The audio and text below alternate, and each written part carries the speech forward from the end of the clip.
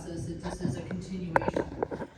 With this, we have done a lot of work with setting ourselves up in 2027 with some quality data, with our financial management plan that we worked on, some strategic planning that we did in March, and you'll hear about those today. And we also had another meeting in June of this year to kind of kick off the 2027 budget with council to get kind of your priorities and focus areas. And then we took a little different approach this year, and you'll see that in our presentations. We're really working as an executive team at one table to talk about our 2027 budgets across all departments.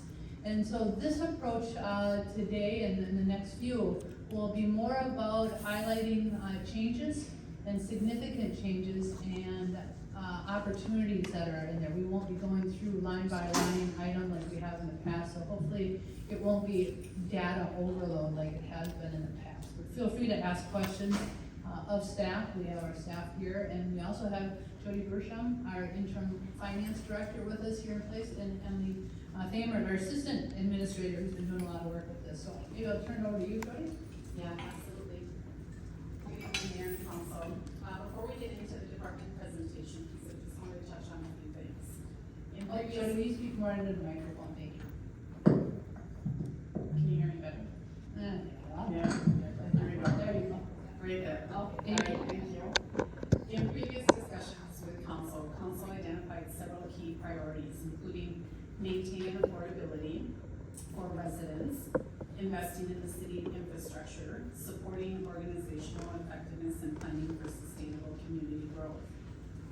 Those priorities provide the foundation for the proposed budget you'll see tonight, and align closely with the city's true north outcomes, which Emily will discuss in more detail in a few moments. As you work through the budget, one of the key topics is the proposed levy increase. The current proposal includes a total levy of approximately $24 million compared to $21.5 million in 2026, which is an increase of approximately 11.3%.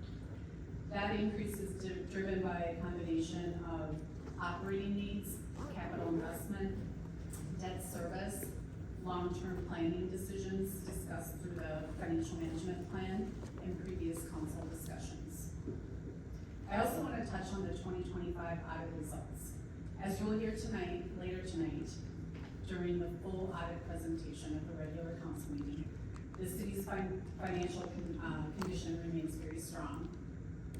The general fund ended the year approximately at $1.9 million higher than anticipated, with revenues exceeding budget and expenditures coming in below budget. The auditor will discuss this in more detail in their presentation, but I just wanted to make sure that you were aware of the figure. So tonight's discussion is really about determining whether the proposed budget and levy align with council priorities and the long-term direction discussed in previous meetings.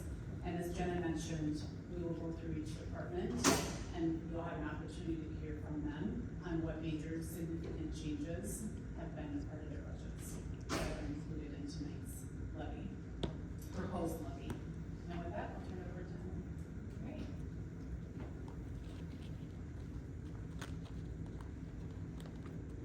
Okay, working on the budget is one of the most important tasks our elected officials participate in. And so I want to ground our conversation in our organizational purpose and values. These truly are what guide our work. Our purpose, our why, for why we're here, is we create a better tomorrow for this community. And we do that through our values of better together, community stewardship, and pride in our work. So I think this is just a really important reminder and grounding base for our conversation tonight. As previously shared, our budget process truly kicked off back in March with some strategic planning with our elected officials. And out of that strategic planning session, we came these true north key focus areas. And this really provided the guidance for staff to develop this preliminary budget. And those three key focus areas were public safety infrastructure, organizational effectiveness, and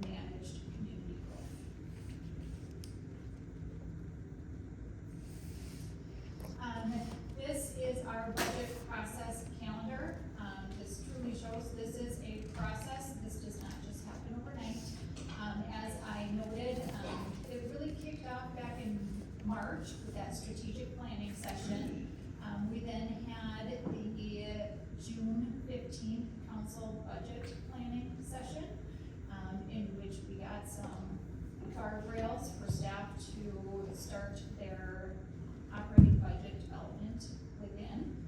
And staff have been working since then on developing their budgets and making sure that they're aligned with those three true north strategic priorities. We're here tonight, August 5th, for this first council budget review. We will not get through all department presentations tonight, so the second half will happen on August 17th at that council budget review number 2.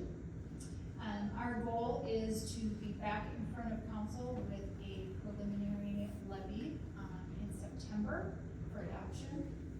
We will then refine our budget before bringing it back for final adoption and approval December 15th. Emily, can I just make note of that as a tentative for September 1st? We have till September 30th to set it. Yep. But we're trying to be on the 1st, but we also have 2 meetings in September that should happen.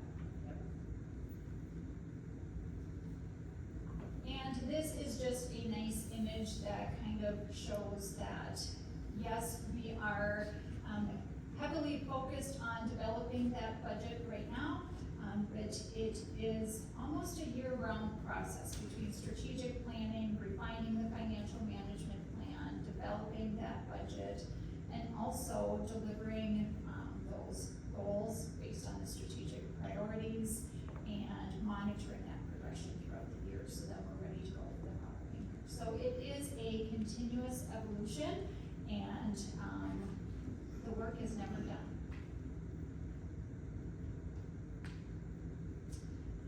All right, so Jody noted a few pieces in her opening statements, but over the past year, we've heard themes to the effect of we want a proactive approach to how we manage our city finances and our city operations.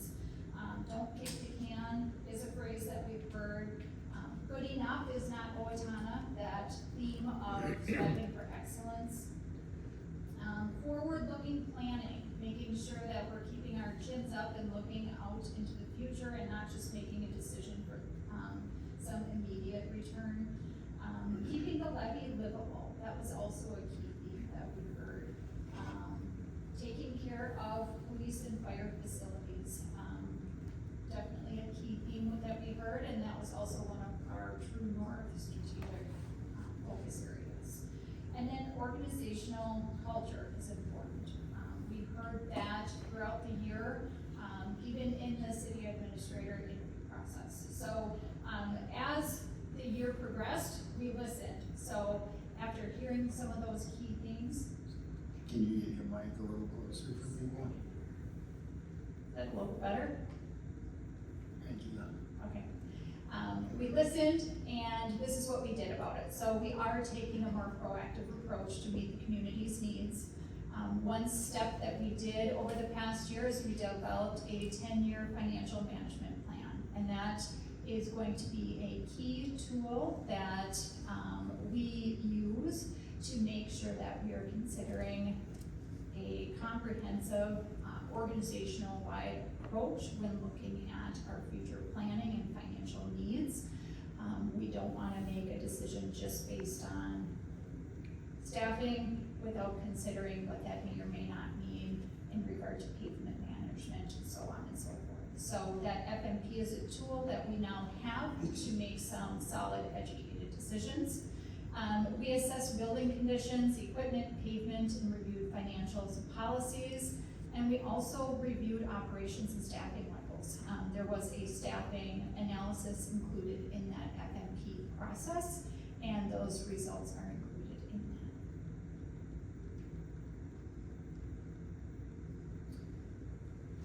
So key takeaways from that financial management plan, and I touched on a few of these, but that long-term financial roadmap, this truly is a tool that we can use to make some solid decisions for our community. Maintaining financial stability. The plan preserves our general fund balance of at least 45% per our policy. and supports that cash flow for emergencies and long-term sustainability. Plan for significant capital investment. This includes improvements over the next 10 years. As part of that FMP, we did develop a 10-year capital improvement plan that will be assessed every single year because our priorities are going to change, but it is at least a starting point that we can work from and evolve from. And the FMP also accounts for growth and inflation. So that is built into the model, so we will have that as we make our decisions. Supports responsible debt management, making sure that our debt limits are within all necessary requirements, and that we're using it in a very strategic and smart way. And it also provides transparency for future decisions. When we have a large project, it's only fair that we also share with the community what might be coming up down the road as well, that we are aware of right now.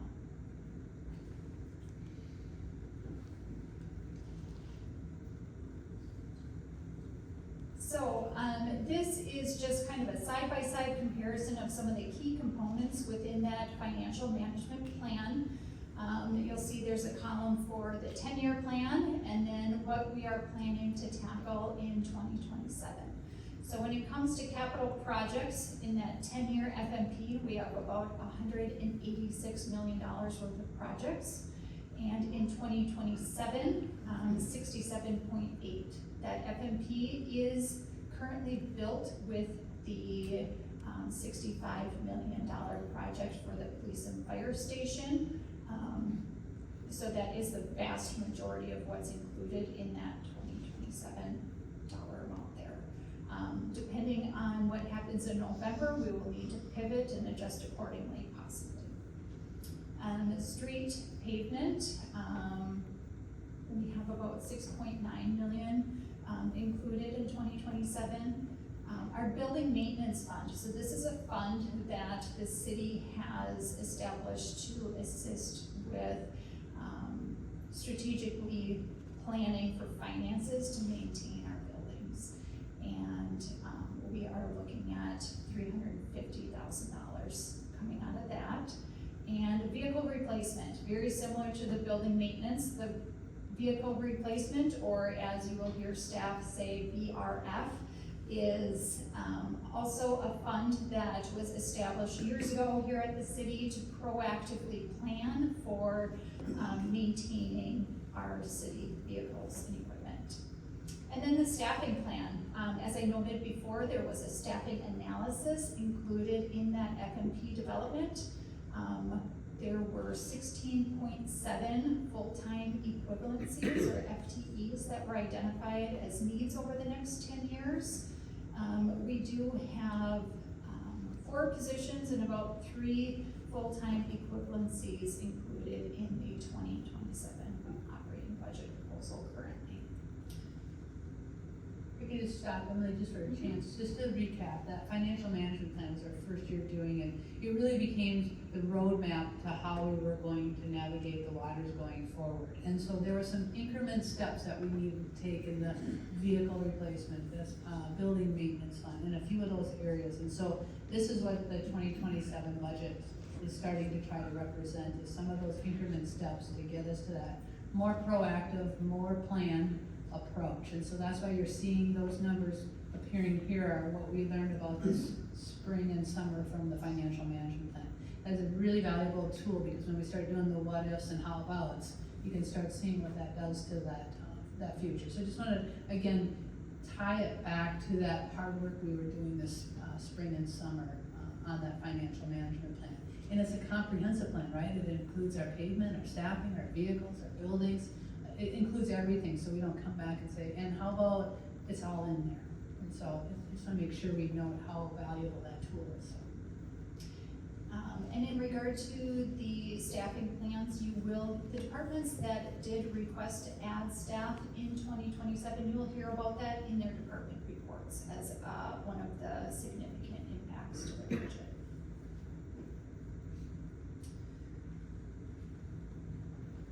Okay, so as we were for developing our 2027 budget, I wanted to ground our conversation tonight in a few reminders. There were some prior council action that are already built into our operating budgets. These are decisions that council has already made that impact our upcoming budget. And one of those pieces is in regard to our workforce compensation packages. So back in 2024, City Council approved labor agreements with our sergeants, patrol, fire, and local 70 employee unions that included general wage increases and contributions to health insurance premiums. And then they followed suit in alignment with the city's Better Together value and did the same for our non-union employees as well. So those are all decisions that came before council back in 2024 and impact what gets planned for in the 2027 budget today.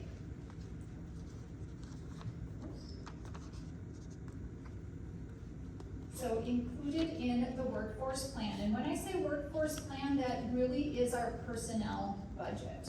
So we are a service-based organization, so our staff members are one of our greatest assets, and we can't deliver services to this community without them. So typically our staffing represents at least 70% of our operating budget. And these are some of the key components that were built into that workforce plan and are included in our planning for next year. A 4% general wage increase.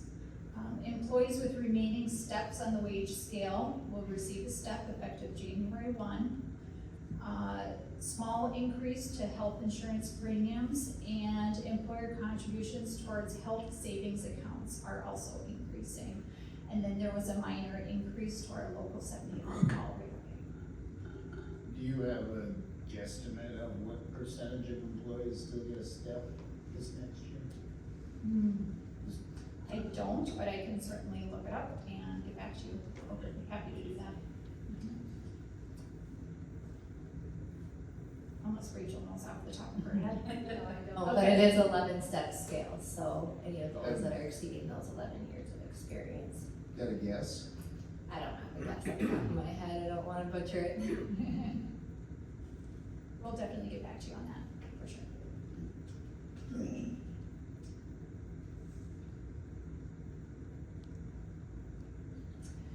Okay, so those are the things that we know for sure that have already been decided. We also have a short list of open items that are still pending that we don't know, that we hopefully will get answers to before that final budget comes before you in December.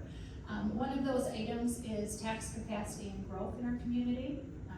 Jody did connect with the county, and we're expecting to get some of those pieces of data later this fall. We are also developing a citywide fees manual that will be coming forward to council for approval. This is one comprehensive manual that will encompass all fees across the organization that will come forward to you for approval. And then also the seasonal temporary wage scale for next year will also come before you for approval.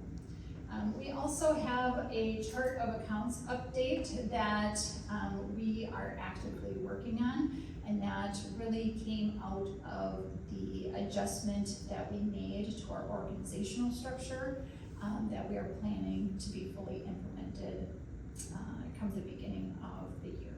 So there will be some slight adjustments there. I got a question. Yeah. I have lots of questions. Maybe it's for Jody too, I don't know. You know, we're always hung up on this capacity deal. Every year we do a budget basically with a blindfold on, because we have no idea what the county's gonna tell us until November at the earliest. Will that get better in the future? I mean, we hear all about AI, it can't be that complicated. Give us at least a guess. Yeah, Mayor and Council, The city is, dependent on the county to provide those numbers, so the county is the one that drives that schedule.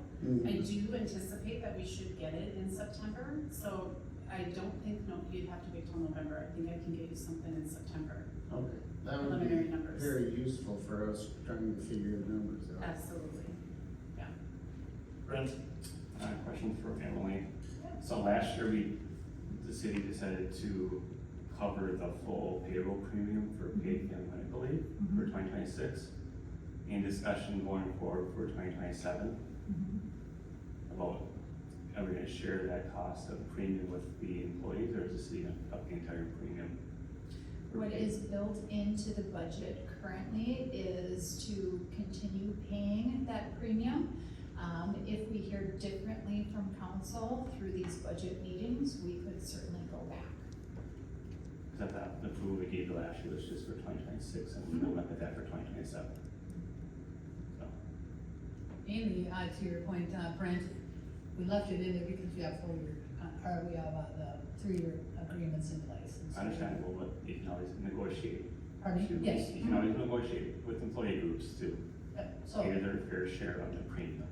It's not all, you'll have one city to pay the premium cost, all of it, so. so those are some of the opportunities we have to adjust.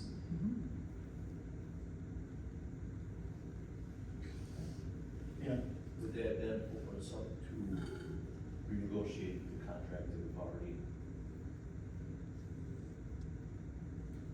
figured out, that we've already agreed to with our unions? If we go back in midterm or mid-contract and say, we're gonna, well, we did last year, now we're gonna charge you for this and that, will that reopen negotiations again then? We would likely need to go back to each of those labor groups and then, have those discussions in good faith, and then come to an agreement through a memorandum of understanding that would then come forward to council for approval.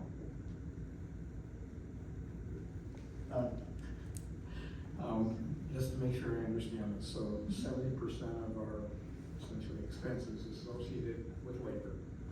We have a contract in place, the various groups, we could reopen that, is that correct? So, that is a huge chunk of the budget. So, the only way we could theoretically change that is renegotiate the contracts, staff reductions. So, I mean, we're kind of locked in, we can play with 30% of the budget if we need to change something. Is that a fair assessment? Okay. I just wanna make sure, and the other question I had was related to, the $67.8 million. Just for clarification purposes, that's not gonna be spent, that's in a bond situation. So it's like, not all of that's gonna be spent this year. If that went through, it's gonna be like interest payments on the house. So you're paying for the house, but you're essentially paying interest, so not the whole $67 million is in the budget. It's just the essentially principal that you're paying, the premium that you're paying, that goes into the expense cycle. So I just wanted to make sure that people understand that, the 67.8% of our million is in the budget, we're paying for that. Yes, if it were to pass, but it's only a percentage of the interest and the bond payments. Is that a fair statement? Councilmember McCann, I think what's important is that if you go back and that was just kind of the summary, or that was the summary of the financial management plan, which is only a tool. Yes. And it's just to highlight what we have built into there. So Yes. what you'll see in the 2027 operating budget is not that number. Because if we're moving forward with it, those bond payments, mortgage payments, however you wanna see it as, but the government's bond payments would not be due until 2028. Okay, so they're not in the 2027. It's budget. just saying that that's what, we have $67 million identified in 2027, which includes 65 million of those buildings. I just wanna make sure that our residents understand that that's not built into the 2027 budget. Yes, I appreciate the clarification. I just wanna make sure that so people aren't confused, we got this budget for 27 and there's a huge number, well, it's gonna change if something, let's say it doesn't pass, there's a huge change in those numbers, that is not really what we're looking at. That is not our budget. Just wanna wanna make sure that Yep. people understand. Thank you for that. And I just want to clarify with Brent, on his point is, we wouldn't be looking to renegotiate contracts, we'd be wanting to, talk about the paid medical leave benefit that the city is paying 100% for. And I think it's 50-50 split is what it is at this state. And the city last year contributed 100% of that, Sure. and that is to your point. Okay. But to our labor agreements, we were essentially locked in because of the contracts that we signed, unless we renegotiate those contracts, correct? Okay, just wanna make sure that people understand. We're not looking to do that, we're just looking to get a letter. And I understand that, but I want to make sure that people understand that, you know, we've got a contract locked in, and 70% of our expenses are associated with labor. So the only thing that we could theoretically play with, if we're looking at, you know, making any changes to the budget that's coming up, would be that 30%. Or we make labor adjustments, and if we make labor adjustments and we're a service business, somebody isn't gonna get a service that they're looking. Correct, there'd be a reduction in service at some point. Okay, thank you.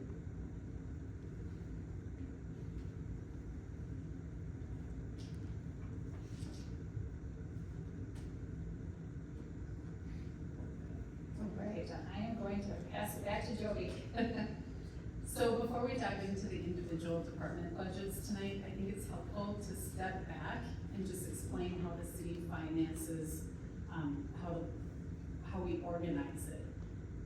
The budget is made up of a number of different funds, and each one of those funds serves a different purpose. The city uses what's called fund accounting, and in simple terms, what that means is separate dollars based on where the money comes from, what it can be used for, and how it needs to be reported. This really does help ensure the transparency and accountability for both council and residents. You can think of it as being organized into 3 separate buckets. First are the operating funds, which really support the day-to-day services. Second is the enterprise and utility funds, which are primarily funded through user fees and charges. And then third are the funds that support the capital projects, the maintenance, the economic development, and debt service. The structure is important as it's gonna help to make sure that the right revenues are being used for the right purposes. It also helps separate those one-time costs for ongoing operating expenses and allows us to plan ahead for those major capital expenditures without facing those unexpected spikes in costs. I'm not gonna walk through each one of these funds on the slide tonight, but I did wanna provide the overview because it does give some context for the department budgets to see throughout the presentation tonight. This slide will also be available for council and residents for reference after the meeting.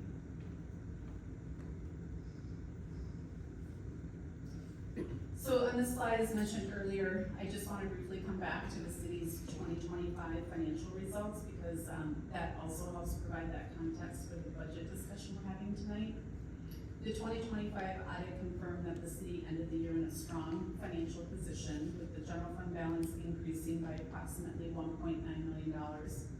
That was the result of revenues coming in ahead of expectations, particularly in investment earnings, along with careful management of expenditures throughout the year. The expenditures came below budget. A lot was happening within the organization during 2025, including staffing changes and transitions, and departments really did do a good job remaining disciplined with spending while continuing to provide those services to the community. The key takeaway from the audit is that the city's financial condition remains strong. The results provide additional flexibility, but they also create an opportunity for council to be thoughtful and strategic about how those resources are used moving forward. As we'll discuss on the next slide, having additional resources available doesn't mean we automatically use them to reduce taxes or fund ongoing operations. Instead, it really gives the city an opportunity to consider investments that support that long-term financial sustainability and council initiatives and priorities. Slide. Oh, no, I'm sorry, run that one. Okay. So how to increase, how to use those increased and available resources. I want to make take a moment to touch on the best practice when reserves do become available. One of the most important principles of sound financial management is matching the ongoing revenues with ongoing expenses. In other words, we want to fund reoccurring costs with reoccurring expenses and reserve those one-time dollars for one-time investments. While it's always tempting to use those available resources to address levy pressures, doing so can create additional challenges down the road. Once those one-time dollars are spent, those ongoing costs remain, which can result in even more levy and budget pressures in those future years. So that's why it's best practice to use the one-time resources strategically. So I wanted you to think about that tonight. Examples might include infrastructure improvements, facility projects, equipment replacement, technology investments, or even strengthening the reserves to support the goals outlined in the financial management plan. Over the coming months, staff is going to be evaluating those options and bringing forward recommendations to council for discussion regarding potential uses of those available resources. So those conversations will give council the opportunity to align future investments with community priorities and the city's long-term financial goals. Brent? So I have a question for you. I think our fund balance policy is 45%. Do you know where we're at right now? I can get back to you, I don't know the number offhand. Okay.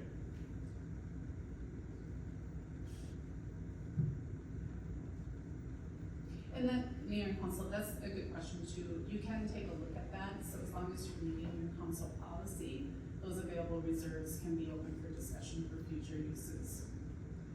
But the point of this slide is really to encourage that thoughtful strategic conversation and not use it for ongoing expenses and recurring expenses. You wanna think of how you can use those for one-time projects or one-time investment.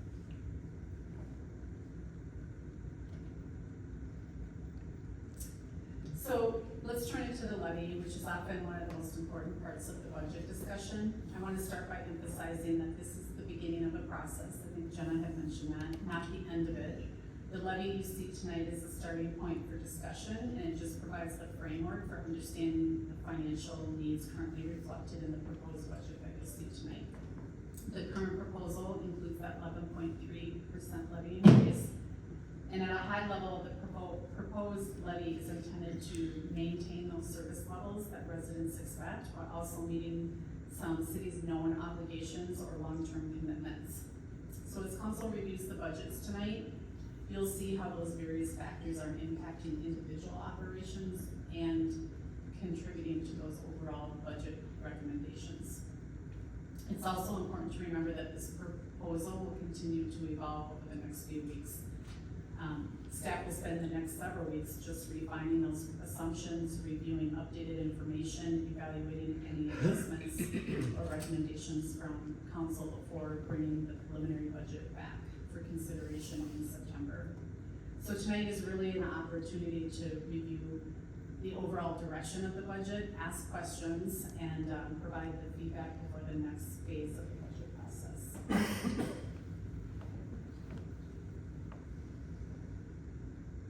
Basically gets us right here to this slide. So, we spent the first half hour together laying some groundwork, and now we will get into each department presentation. So as we move into this next step, as Jody noted, we are starting this process, and the council discussion and questions will help us refine that proposed levy before we bring it forward to you for approval. So as each department walks through their budget areas, they will be highlighting opportunities and challenges. They'll be highlighting some of their accomplishments over the past year, and they will be speaking at a very high level regarding significant changes to either their revenues and or expenses in their budgets. We've already covered some of those assumptions and prior approvals that have kind of fed into these numbers. And we'll do our best as we work our way through these department discussions to connect these significant budget asks back to those council priorities that you set for us back in March.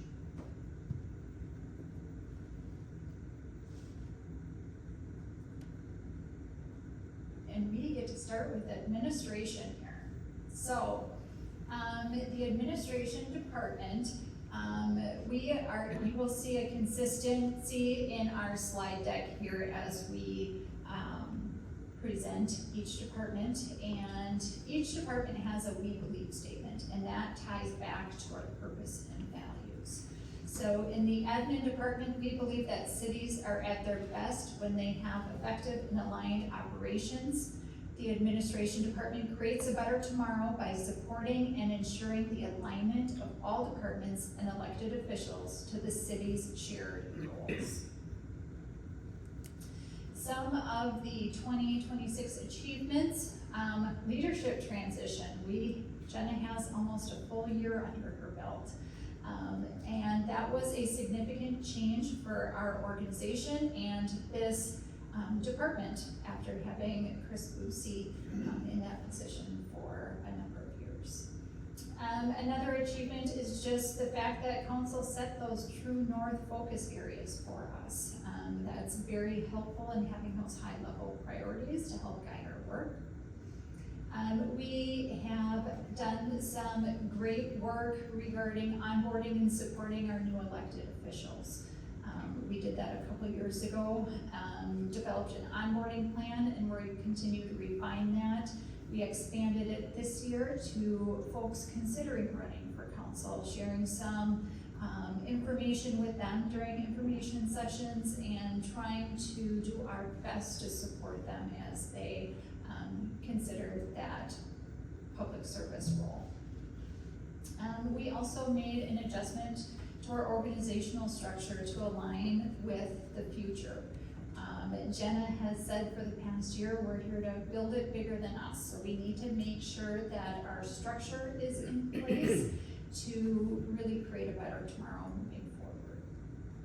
And we also accomplished some significant office space moves here at City Hall to accommodate a better customer service flow for our community members coming in from the outside for services here at City Hall, and making sure we have some alignment for efficiencies.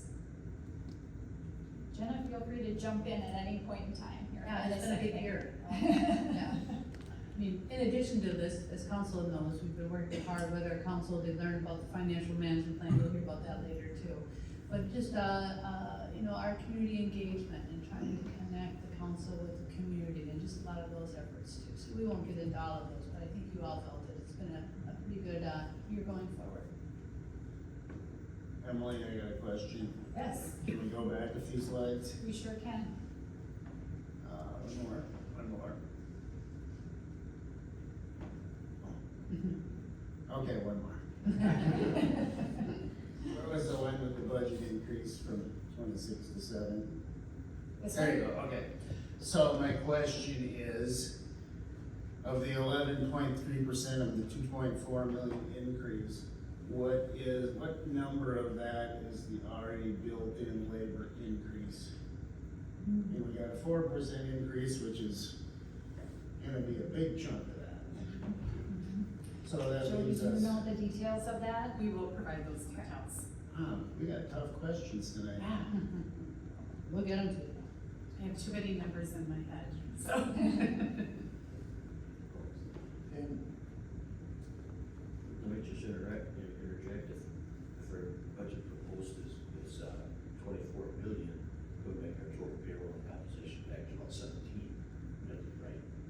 That would give us. We said a little bit more louder, Dan, in the microphone. If we're proposing a $24 million budget, 70% of that approximately were wages and compensation, would be about $17 million for wages and compensation. That would leave us about $7 million for the rest of our budget.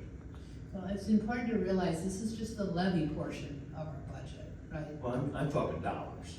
We're talking levy. I mean, you can't mix them up, but what I'm thinking is if our budget is $24 million and our wages are 70% of that, might be more, might be a little bit less, but that's about 17 million. So just roughly in dollars, I don't know what levy points it is, and it gives us 7 million approximately for everything else, whether it's Fuel. payback or bonding or whatever, vehicle replacement. That's $7 million. Figuring about 200,000 levy points, that's about 35 levy points. I just wanna make sure I'm speaking, and Jody, help me jump in here, because Mayor and council, you're taking the levy number, which is just one revenue source, into the budget. The budget is much larger than that. So the levy of 24 million is offsetting all the additional expenditures, just like intergovernmental revenues, interest earnings, all the other revenue But sources. this 24 million is the only part that affects our revenue.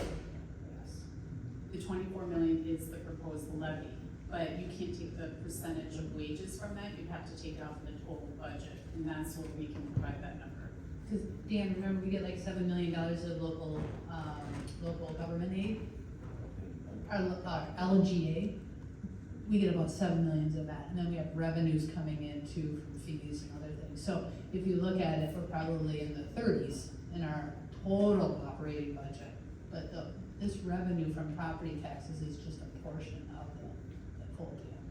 Just to add some additional context, Yeah, so in 2026 budget, the revenue, the expenses alone adds up to 31 million, and that's just the general fund budget. So you'd have to take a look at all the other funds to come up with all the other wages from that. Again, I'm just trying to keep it simple so I can understand it. And if 24 million is what we're proposing to levy for, correct? That's our property taxes.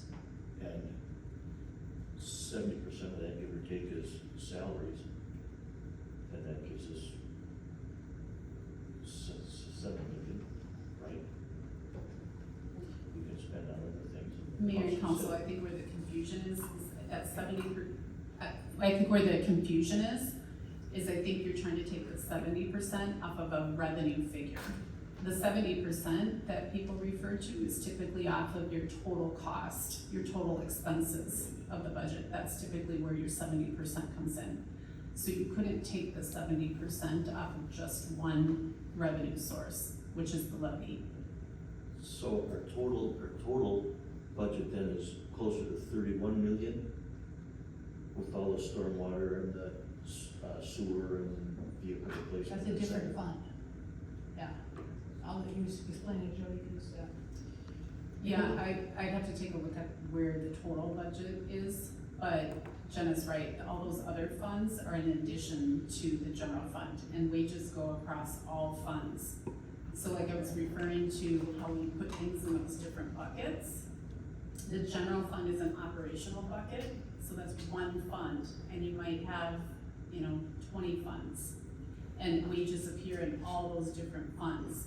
So what we would do is we would add up the cost of all those expenditures and then see what that salary portion is of the cost. And that's where you typically get that percentage of 70% or whatever that may be for the city of Owatonna. Some people, some taxpayers would call it a fee the same as a tax. I don't really feel that way where we charge $14 just to hook up for water, let's say. Whether you use a drop of it or not, it's $14 to be there. But we're not using the levy to pay for that, we're using user fees to pay for that, correct? It's enterprise funds, correct, for the water, the sewer, stormwater, yes. And if I think back a little bit to last year, we started our levy process about 13%, and we ended up at just under 10. But we increased our, what do you call it, the reserves, increased our reserves by almost $2 million. And I would think that to me, that's had to our staff, administration, and now that everyone, to increase our revenues like that. Thrifty spending, looking for bargains, maybe putting off something, I don't know. Some others might say, well, your taxes by 1.9 million too much. I don't feel that way. I think we did some thrifty stuff and I think the city staff should, pat themselves on the back a little bit for increasing our reserves by almost $2 million. Yeah, Mayor and Council, I would agree, and the other thing to think about too is you always wanna do conservative budgeting, especially when it comes to like interest revenues, because the market's so volatile. You don't know what interest is gonna be, so some of that increase that we saw in reserves is due to unexpected earnings from investments as well. I know we have a lot to get through, and so we need to probably stay on pace here a little bit to get through some of these departments, otherwise we're gonna be here at Christmas. Okay, so we talked about some of the accomplishments within administration, now some of our opportunities and challenges. Managing a high volume of data requesting inquiries, definitely a priority within our department. Establishing, refining, and documenting internal processes to improve consistent delivery of customer service. Continuing culture work across the organization. We heard that as definitely a key theme, that was a priority of council.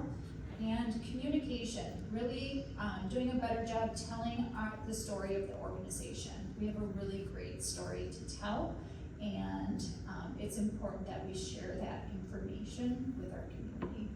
And also clear goals and strategies, making sure that we are clear and committed to those goals and strategies to ensure we have momentum moving forward and getting results for council and our community. So here are the high level numbers regarding expenses for the mayor and council, administrative services, elections, and city attorney budgets. We will be providing some additional detail to council and the community after these work sessions, and we have these budget department presentations. So we will be able to see a little bit more detail regarding what goes into these. But for tonight's purposes, we will be keeping it high level and talking about those notable changes. So notable changes here are, we are planning to budget for a community survey to gather meaningful input for future decision making. We know our elected officials do a wonderful job connecting with the community members, but making sure that we do a survey to gather input and make sure that we're taking those opinions from a good cross-section of our community into consideration in our decision making. And we do have an addition of an administration intern in the budget for next summer. That would be a seasonal temporary position. We had a team of interns this year, and they have been a tremendous addition to the City of Owatonna team. Helping to develop this slide deck was one of their projects, so very grateful for them. And we also have a part-time deputy clerk in the budget. That was one of the part-time positions that came out of the staffing analysis in the FNP. And we also have some proposed increases to election worker pay rates, which council would see on that seasonal temporary pay rate schedule that will come forward to you for approval. Can I also add, is this the point where I can add? Yes, something please do. about, you know, you'll see in here, if I talk about the council mayor's budget, we committed to the CGM, the Coalition of Greater Minnesota Conferences. What I thought was gonna be about 15, I put down to 10 after learning a little bit more, conversations with some other hosting cities, at $10,000 is what we put in there to host that conference. And then I also added some additional fees in the legal fees, just to keep pace with, we signed with an agreement with the Steele County attorney that works with our police department. They prosecute for us. So I did put a 4% increase for their fee, and then I increased the city attorney fee a little bit too. So that's why you're seeing a little bit of movement in the city attorney, or in the attorney fees. And then the mayor and council. And I did put a little bit of a wage increase, I should call it a wage, I should call it a stipend increase for our council and mayor in there for, conversation probably later to see if, we could do it. It's just a few $1,000s, but just trying to keep, current on, what we have our elected officials paid at. So. That's a good question. Emily, you go back up one slide. So how many FTEs are we looking at adding in the administration side? I realize it's part-time. It'd be a Of that 0.5. 0.5, so of the 3, it's 0.5. Correct. You know, I would reiterate what you said, the interns were fabulous, we appreciate what they did. You know, a lot of those accomplishments that you outlined were done by themselves. Thank you. That's it.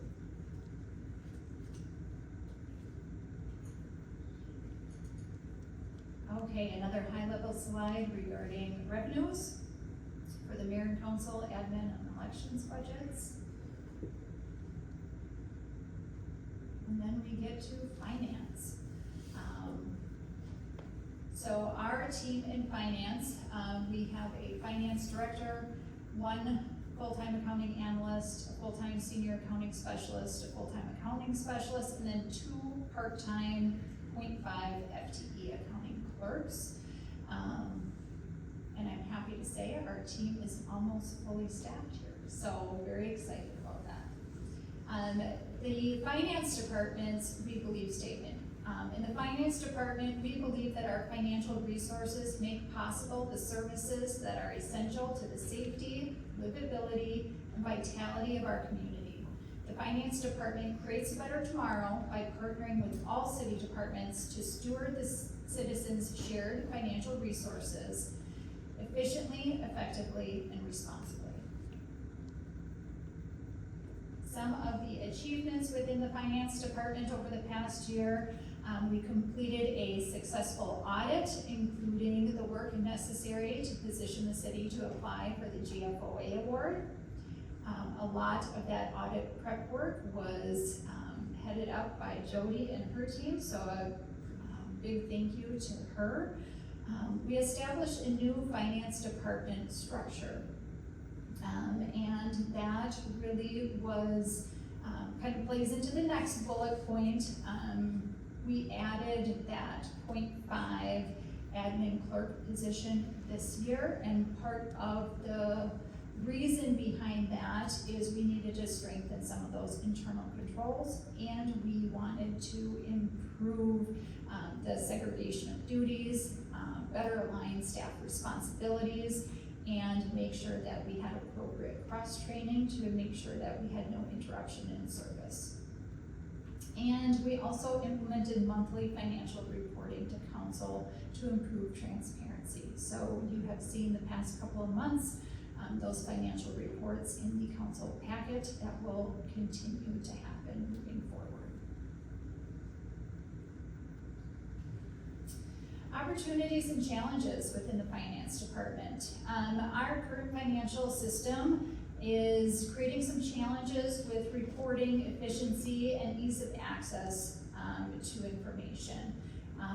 We have learned over the past year that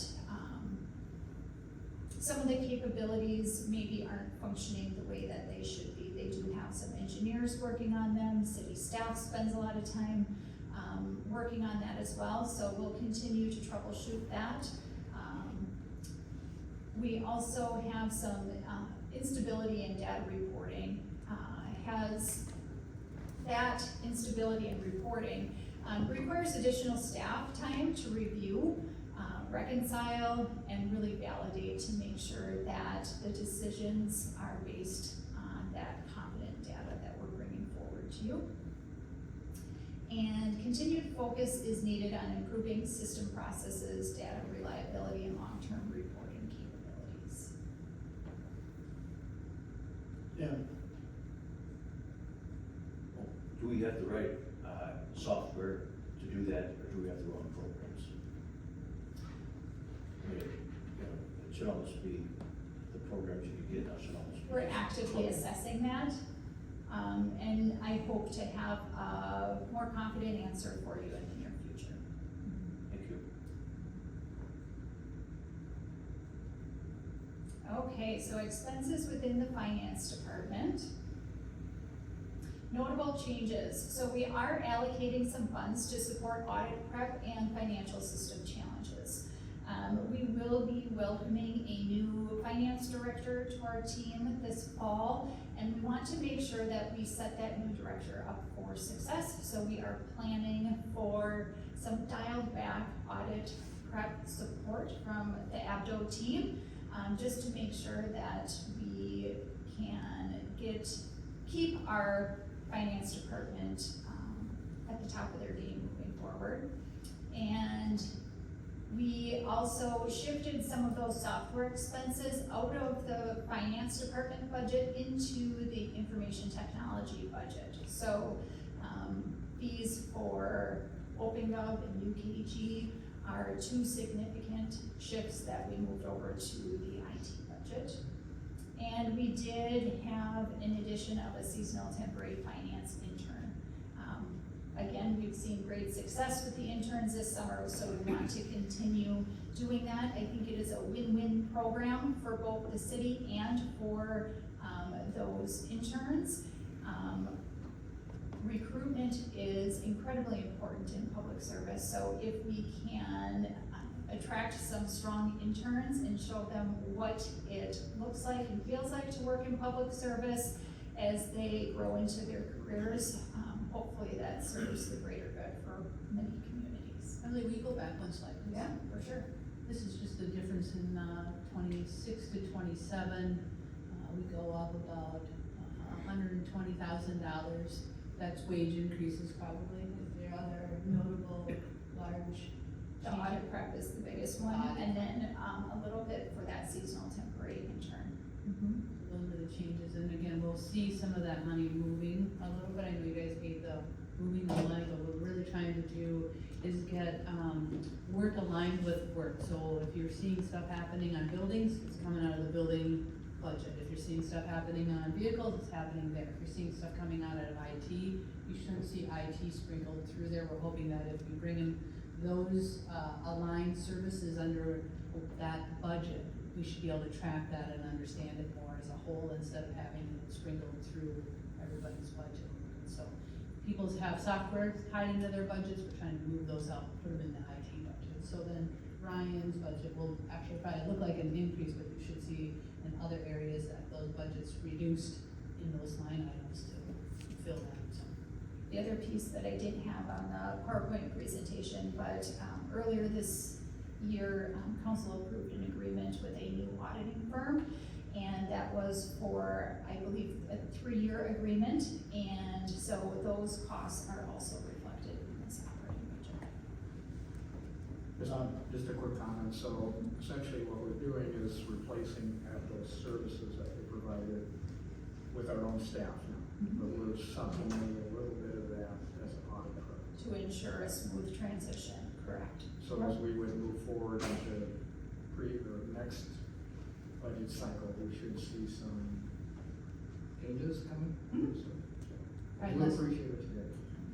Probably less audit, because once you have our finance director on there, there should be less too. Sure. So it's a transitionary year now, so we're seeing a little bit more uptick, which Correct. you would expect in 28 to see that kind of drop off, although we would probably. Something else, but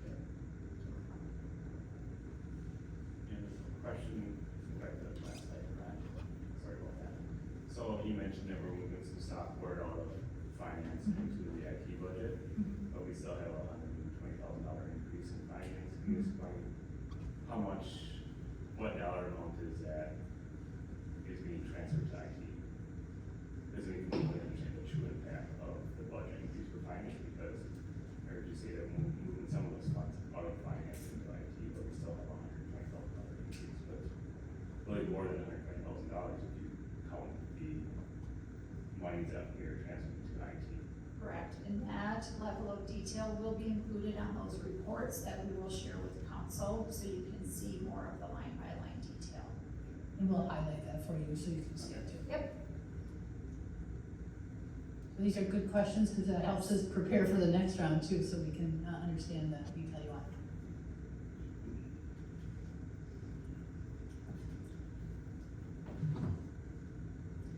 want. Okay, human resources, I'll hand it over to Rachel Voss, our HR director. All right, hello everyone. So our human resources department is made up of myself as well as 2 lovely HR specialists at the time. So we're a strong team of 3. So our department purpose is we believe that healthy and effective organizations start with people. The Human Resources Department creates a better tomorrow by partnering with and supporting each city department and its employees to attract, develop, reward, and retain high-performing workforce. So some of our 2026 achievements, so we have been working hard. We have successfully recruited and onboarded 101 seasonals, which is typical every single year. We onboarded as well as 16 regular employees and 88 election judges, and we could not have done that alone, so we really appreciate the help of those interns that kind of stepped in and helped out with that process. We also launched and fully implemented a new Learn and Perform NeoGov system, so we did have systems that ran on multiple different platforms, so we brought that onto our one platform that we were using for recruiting, which was NeoGov, and tried to bring them all together to have less platforms out there. We also reduced the organizational medical claims by implementing our new Healthiest You program. So just within 5 months of implementing it last year, back in August, we did save $18,000 worth of medical claims just in those 5 months. So it's been a very valuable resource to our employees, and they very much appreciated that. We also have executed our organizational structure changes, so that has been out there and communicated. A lot of hard work with moving things around and then hiring for those positions as well as helping train. And then we also rolled out our organization-wide DISC assessments and ongoing training sessions. We really found the importance of really investing in our employees and having them know a little bit about themselves to help them become a better workforce. Some opportunities and challenges that we face. So with transitions, we have been doing a lot of recruiting for our leadership roles. So being able to attract and find those right people that fit within our organization. We also worked on expanding our employee development programs, trying to get some resources out there, but then now bring them in-house and figuring out how we can train our employees best as from every single level throughout the organization. We also worked on navigating and managing multiple different software platforms and trying to bring them all together as much as possible. And then implemented the new Minnesota paid leave and other policy changes that the state and federal level has set forth for us. Rachel, before you move on from that one, I know that Minnesota paid leave is an interest of this council. Can you tell us just a little bit about that? How much was our portion? I know there was 2 options, like we could go to the state or we could do our own. Can you speak a little bit to that? Yeah, so there was the state option, or the state also allowed different organizations to be able to go to an equivalent plan through a private vendor. So we did end up going through a equivalent plan through Madison National Life. We did receive a better rate than the state was providing. So the state was 8.88% of payroll premiums for payment, but the private plan was giving us a rate of 0.78. So that was very valuable to us. As I've been talking to other cities and different areas and organizations that went through some of the state, some of the private was the best option to go for. State seeing about 8 weeks sometimes for payments to be received for those people that are needing those leaves. And those private plans were getting people approved in payments within 1 to 2 weeks. So that's been very valuable when you are going out without an income. You want to really see those payments come through, especially when you're out for a time of need. So it's been going pretty good. We definitely had employees use it, whether it's 1 or 2 weeks or whether it's the full allowed time. They're able to take that time that they need to take care of themselves. So they're able to get back to work and help us out in the best condition they can. Can you tell us a little bit about what it costs? Like, what was our premium? Do you know? I'm asking these to think off your feet, so let's see how you do. Yeah, so it's 0.78% of the payroll. And do you know what that number was? Was it like I wanna say it was about 180,000. 180,000 was our Mhm. portion, 100% of it. Correct. So, just to give you an idea of what that number was. And for next year in 2027, is it staying the same? So right now, the state has, put out as of July 31st that they are not increasing the premiums. So that is very shocking and huge. So, we have not heard quite from our private vendor what our rate will be, but I would anticipate it not changing. Just to give you a little more. Rachel, quick question, we've seen election judges on the screen a number of times, and then I think if I understood right, the state changed some rules on that, so they have to literally be a city employee for that day or something to those sorts, does that sound accurate? It is appropriate that we hire them as city employees since we are, setting their schedule, setting their pay rate, assigning their tasks. Some communities were paying their election workers through accounts payable. And through a training that I had gone to earlier this year, learned that it's a best practice to make sure that we were paying them through payroll as an employee, so we made that shift.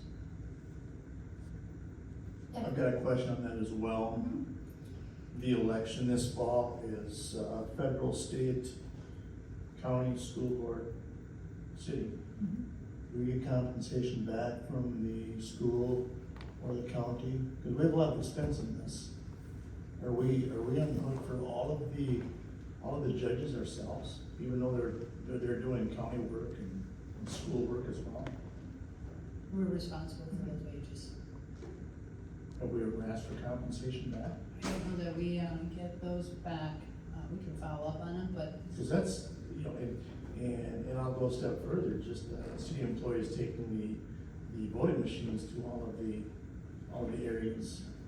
It's a lot of money for, well, and we've got the primary next week that they will be doing that as well, yeah, we do a of which the city has nothing on the docket for that next week, and yet we're paying all of the wages. yes.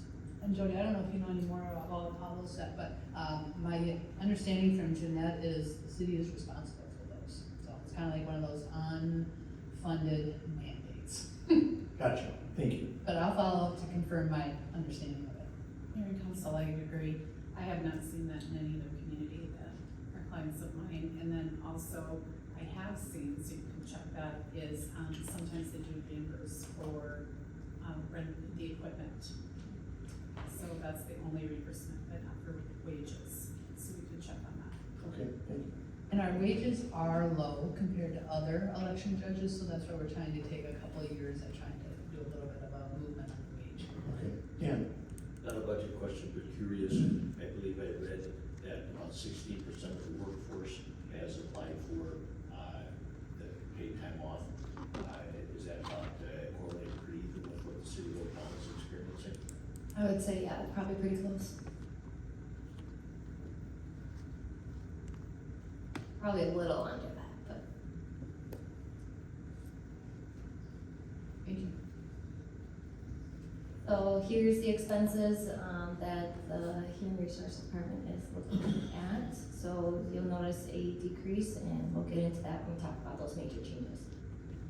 So like Emily and Jenna stated, we are trying to centralize those fundings to where they need to be. So with the, we had a few different softwares that fell under the HR budget that will be moving over to the IT budget. So you'll see that when he presents, as well as HR held an amount for advertising and marketing as we did different things and bought supplies for the city. We found that that was best to be centralized within the administration budget.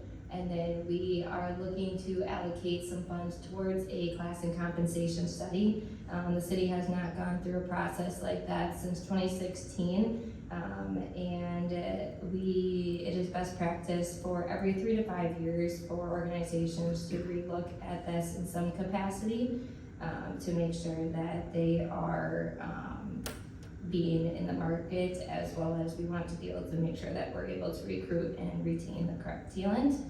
And then, also with the timing of our organizational change, it's a good time to relook at and make sure that we are, compliant with how we kind of reallocated everything. And it goes along with our focus area of organizational effectiveness. Rachel, if I can just comment on that last line there, that's a big deal to do. And I think in 2016, when it was done, it was a big impact. But because of our efforts of keeping up on these wages, we're hoping that we're in line, or we're gonna see good reports out of this. So, but it is best practice to do it every 4 years, and it's 10 years in. So we do need to do our piece so we don't fall behind if we are behind. Correct. 2 years ago, we did implement a area for if employees felt like they were working out of class, that they would go through a classification review process. So we have been trying to be a little bit strategic on that if people did bring things forward, we were reviewing those in an appropriate manner, as well as if the position seemed to change quite a bit. So again, 30% of the job would have to change in order for them to recommend it go through that process, but at least we have been getting through a few so that we wouldn't see much of an impact. This is a total study. Which it's needed, I don't disagree, but that comes at a very substantial expense. But yeah, it needs to be done. Thank you. That's all I have. I'll pass it over to Ryan. Okay, before Ryan goes, we're going to take a 3-minute break, and then we will get back. Go ahead, Dan. Is it motion? I see it was a timing, so they're gonna come up.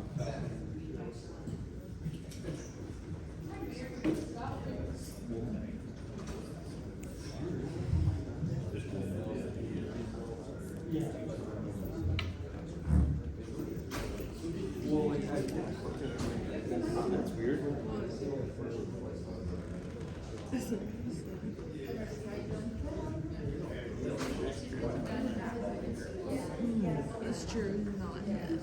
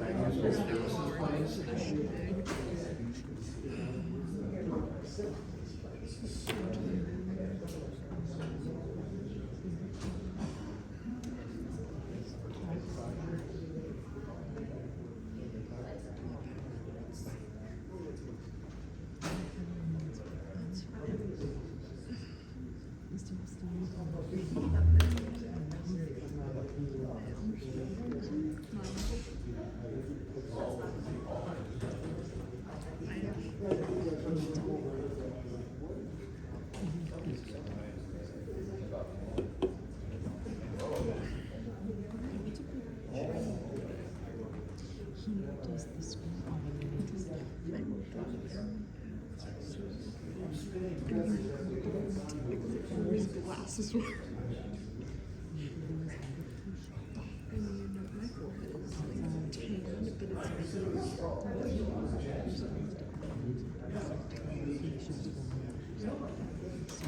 You know, that FT.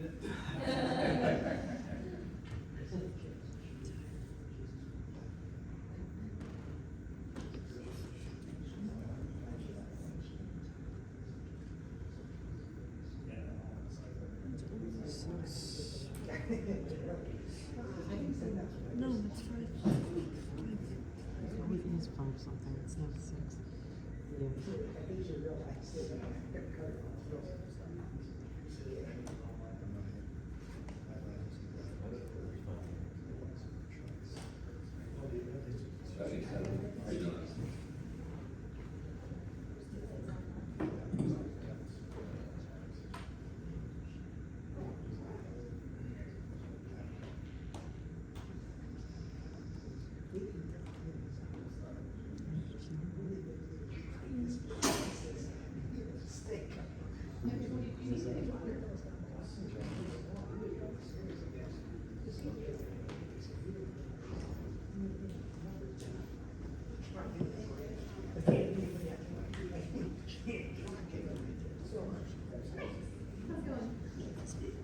Good.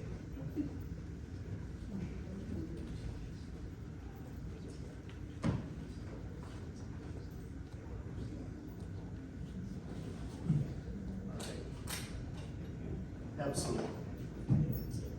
Hey Kevin, as we get back, I did, Joey did send me the reference to the statute, Minnesota statute that says we are responsible for paying the wages of our elected judges. Sounds like a former school board member would have come up with that. So we're following the law. Thank you.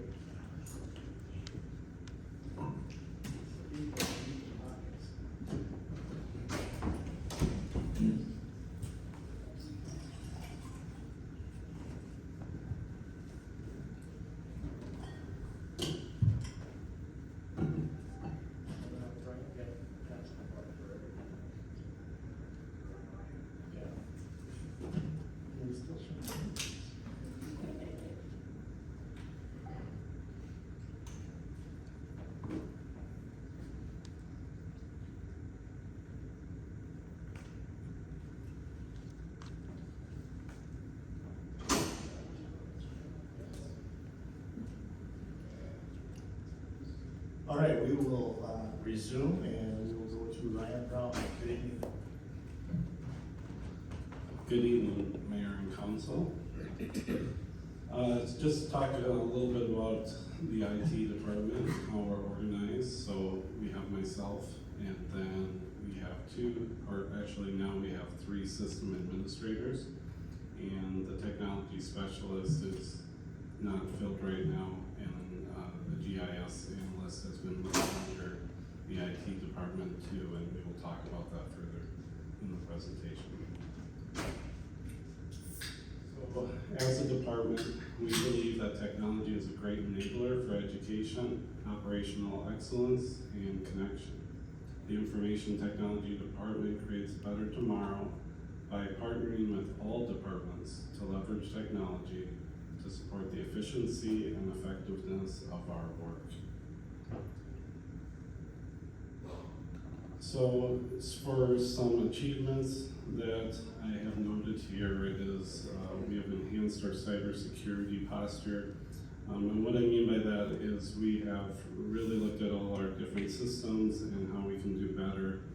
And so one of the major things we did is we have a piece of software to help monitor and analyze activity on all our systems. And this year we pushed that out all the way out to every mobile device. So every iPad, every cell phone, any system that we have on our network, so we can centrally watch that activity and address anything that we see. We also identified different roles and responsibilities that we needed to do better at within the department, and specifically assign those to individuals, and then start documenting our processes and procedures as to how we're going to handle those situations. And then also, we've launched some ongoing monthly phishing awareness campaigns. And so what that is basically sending out emails to try to see where our staff is at. Do they click on something? Do they interact with a phishing campaign?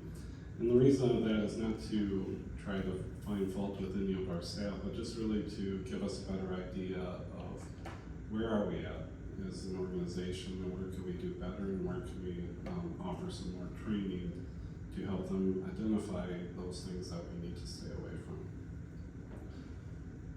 Some other things that we achieved was investing in staff development. That was back on the other side, sorry. So one thing we're doing is we're setting up monthly technology trainings for our staff. So we really want to utilize all the systems and software to our full capacity. Like, we really want to get the most out of them. So we specifically, as a group, are trying to put together monthly trainings. Staff can attend, and that way we can just try to train them and show them what we have and how we can use it better. All right, so now we can talk about some of the opportunities and challenges we see within our department. A lot of these topics really fall under both. They can be both an opportunity for us, but also a challenge.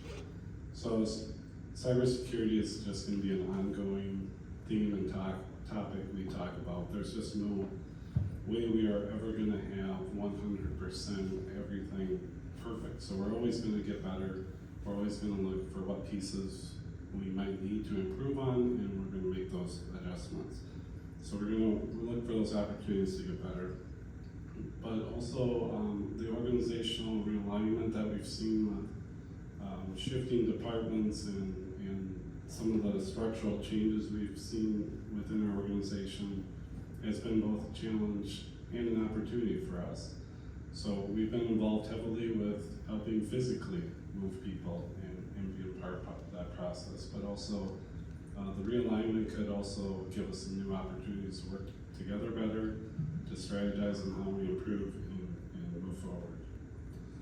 And then balancing growth and capacity. With technology, there's always trying to figure out where could we use technology to improve things so that we don't have to always add staff.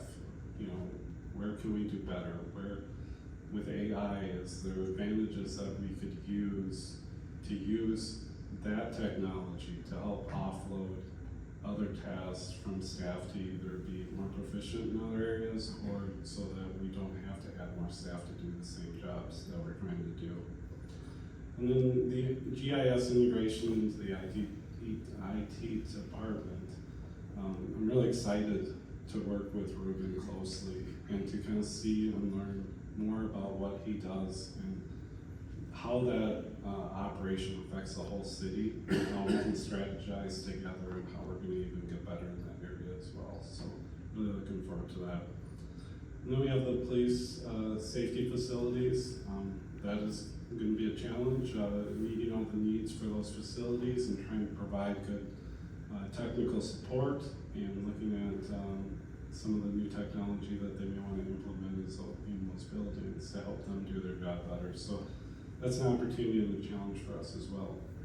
And then cloud transformation, just having some options for us to be resilient, to be able to have systems that can grow with us very quickly and give us lots of different options very easily.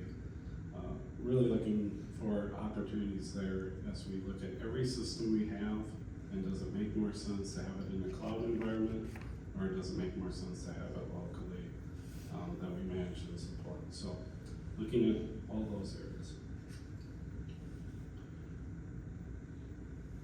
So expenses, quite significant change in the IT department, and you heard it from other departments. We're refocusing and we're looking at how we're doing things and where things should be. It gives us some great opportunities to negotiate contracts and be able to really see what pieces we need from a citywide organization, and how much we actually spend on all those pieces of software. It'll be very clear and easy to see, but as you see the budget, it goes up quite a bit. We'll talk about that on the next slide as to why what the major changes are. So the budget realignment, so that's pulling software from different groups, HR, finance, wherever it may be, and bringing those into the IT budget. The other ask that I have in the budget is related all around security and records management modernization. So to keep our data compliant, to make sure we're putting the right type of sensitivity categorization on it, to make sure like sensitive data doesn't get mishandled or go out to the wrong person. How long do we retain that data, putting policies and policies around it to automatically say if this piece of data we don't need to keep after a certain period of time, it can just go away. So we really need those tools to help us manage all the data that we have in the city and to be able to put that out for all our staff to do it properly. And that's what I'm asking for as part of the budget. And then our IT team, the capacity growth, we just have a lot that gets asked of the IT department, and we want to provide that that service that our departments need. And with expanding, police and safety facilities that fire, it is gonna be a huge, task to keep up with all that. And with, data records, being requested, with, trying to put in all these tools in place, we just can't keep up and do a good job. And so we wanna make sure we don't slack on cybersecurity and some of those other pieces, but also be able to provide training and support for our staff. And the only way I feel I can do that properly is to ask for another person in our department. Ryan, will you go back to your, changing your budget, the little table? Yeah. Mm. Sorry. So it looks like roughly $400,000 in there, 450. So with that, there's a new position in there, there's some alignment of that. So just to kind of give you an idea what's behind that.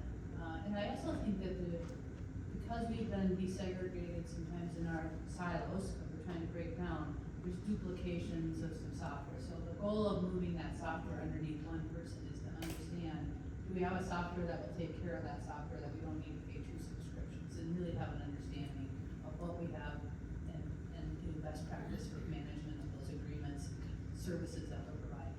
The other thing that Ryan didn't mention that I think is noteworthy is just the community partners that we have in this city, with the school district, with OPU and the county, that we did a cybersecurity training. Because if we get hit, can the county help us? So just really understanding our preparedness in something like this, because as you're reading in the newspaper, the cybersecurity is a real deal and it can really take us down. And so how would we best do it? So I also think there's really good collaboration happening too with the IT departments across all city, or all community partners here. So just trying to note that. It's great work. Can you go back to that slide? So the information I'm not seeing is, there's gonna be a lot of transfers back to IT in regards to software. What I'm looking for is, what is the request for new dollars, not because of transfers of software in, but for the department? If you just want like a total number, I can calculate that for you and get that to you. Okay, thank you. In the budgets, once you get access to those, it'll have line items and it'll have everything laid out and labeled as to what each one is. But definitely, if you just want overall, not taking out all the movements we've done, just what am I asking for an increase, I can do that for you.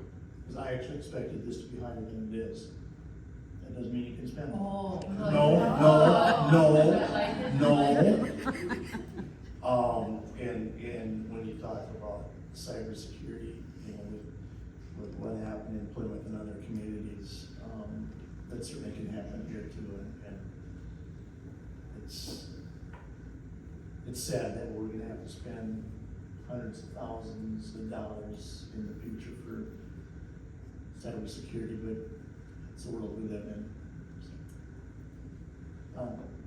I just wanna make sure I heard that, so, one FTE increase for them, so I'm just trying to tabulate, we've got 3, we had 0.25 and 0.5 somewhere, so am I adding those up? So you're at 1.5 now. Okay, I just wanted to make sure. And then theoretically, like we saw in HR, we saw a reduction as they're transferring some of those costs. Will we see those in some of the other departments? Where we transferred costs to Ryan because he's so accommodating. Rachel's so happy of going, hey, I'll give you that. The other major shift came out of the finance department to IT. Sure.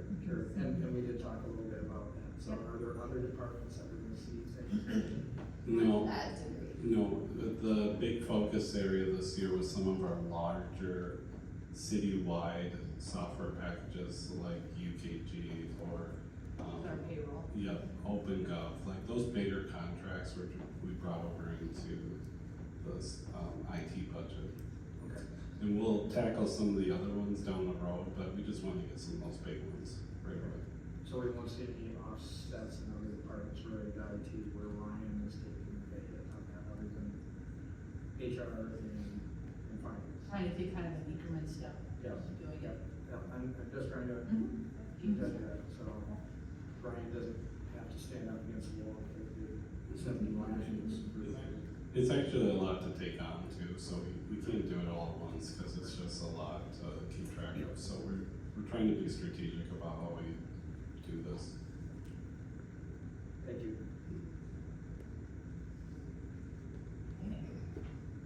Any final questions for Ryan? Otherwise we'll move on to facilities. We have about a half hour left. So we'll try and get through facilities and maybe the police department before we're done. Okay, facilities. This is the last kind of branch of our internal services team. And after the adjustments to our organizational structure, a fleet and facility director position was added to our structure, so that will report kind of at the top of this department. It will also include our mechanics will come over and report up to that fleet facilities director. That position, we are in the selection process for that role, so the seat is not filled yet. So underneath that, we have our facilities manager, Jason Ringhofer, who's here tonight in case we have some deeper questions that I can't answer for you. And included in his area, we have custodians, laborers, maintenance workers, and facilities specialists. And it is this team that take care of all of our city facilities and buildings. Can I just add that the facility director is not new to the budget, it's just a realignment of our current positions. So don't add it in your numbers. I'm just kidding, you gotta tell me when they show up. Yep. So in the facilities area, we believe that great communities depend on facilities where they can work, play, and connect. The facilities department creates a better tomorrow by maintaining safe and accessible city facilities for the organization and community. Some of the achievements of this team, implementing a new organizational structure, including establishing a dedicated facilities and fleet director. They're very excited about that change. And they began developing a comprehensive internal preventative maintenance schedule to ensure that we are taking care of what we own and really staying on top of that. It's not that that preventative maintenance wasn't being done in the past, but really developing a comprehensive plan and making sure that we have all of our bases covered and we have a system and process in place to hold people accountable for following through on that. And we also onboarded a new facilities manager this year. So Jason is new to his role and is doing a fantastic job. If I can add one achievement, and I think it's a pretty big one, it was the restructuring of where offices were. We took over Bevel Hall from where Big Brothers Big Sister, they did a remodel job and created, I think, that year they moved 58 offices of people moving. It was an enormous amount, and that we did it over the winter months, and it was pretty much all done in-house except for a few contractors for some electrical and some wiring. So tremendous savings from their work that they did to the taxpayers. The logistics behind that were incredible to watch. Making sure that we're using office furniture that we already have, only buying what we absolutely need. So they really did a nice job. And it wasn't just our facilities team. We did also have some park maintenance employees come up and assist the facilities team with that as well. So another good example of that better together value in action. I would also like to point out that Jason did come within, he was a building inspector with us and chose to continue to invest with the city and moves that facilities manager role, so thank you, Jason. Okay, opportunities and challenges. Eliminating cleaning contracts by hiring a full-time custodian. So in the 2026 budget, there was a full-time custodian allocated. So we're in the process of welcoming that new employee to our team. And through that process, Jason and his team have been assessing which cleaning contracts can we now move away from, how can we do a better job, what's the most efficient building assignment, and really making sure that we're doing a good job taking care of our buildings and being efficient in our work. Implementing that standardized preventative maintenance framework. So, again, making sure that we have the right systems in place to hold people accountable to that. Fully leveraging Cartograph for comprehensive asset management. Cartograph was new to the organization a couple of years ago, and it is a very powerful tool that we continue to grow and take advantage of. When Ryan says we want to make sure that we're utilizing these tools to their fullest advantage, that's what this is really making sure that we're utilizing it to its fullest potential, so we can see the return on that investment. And then aligning internal services to better meet community needs. And that really plays more to, we are trying to move our facilities team to truly be the go-to for all city facilities. So things like cleaning supplies, we don't necessarily need to see that in every single individual department budget, we just need them within the facilities department. So just really aligning that to make sure that, again, we're getting good pricing when we're purchasing products in bulk, and that we're meeting people's needs. Okay, so expenses within the facilities budget, you will see a slight increase to those expenses. And those notable changes, one significant one is increasing some, or allocating some funds to remove some of the hazardous large trees to address safety concerns. You see it throughout the community, but you especially see it up here on the West Hills campus. We have a number of trees that are dead that need to be removed, that are just larger than what our staff can handle in-house. So allocating some funds to contract that work out to make sure it gets addressed. And then reallocating and increasing professional service funding within the facilities budget. We do as much as we can with our city employees, but there are some specialty skills and tasks that we can't do, like electrical work, things like that, that nobody is immune to inflation. So some of those professional service agreements are increasing, so we need to adjust our budget accordingly. Did I miss anything, Jason? Anything additional to add? Looks good to me. Okay. Comment, we should make Jason come up and answer a whole lot of questions. Oh, did I do it? Just to add this, since being on the building task force for 5 years, from the very beginning, one of our conclusions early was we have way too many buildings. So on your docket, you should always have a little thing of what buildings can we consider getting rid of in the next few years. Decommissioning, is that the proper word you should use? Or where can we consolidate and eliminate buildings, because buildings are expensive. This is true. So keep that in mind for us. We'll do that. Done. Jenna, can I add that one FTE then for the changing of the contract to a higher, or is that not an FTE? That's not enough, so I That don't. was in the 2026 budget. That was 26, but it is really nice that they're looking at the cleaning contracts and how we can take those over. So I'm assuming when Jason was looking at that, he looked at, we're paying for the contract, we're getting a better value by doing it. And some efficiencies, because if you remember, that position was created to be law enforcement, to support Jeff's operation over there when people are on vacation, or that's just a new building. But also to add custodian services to the wastewater facility.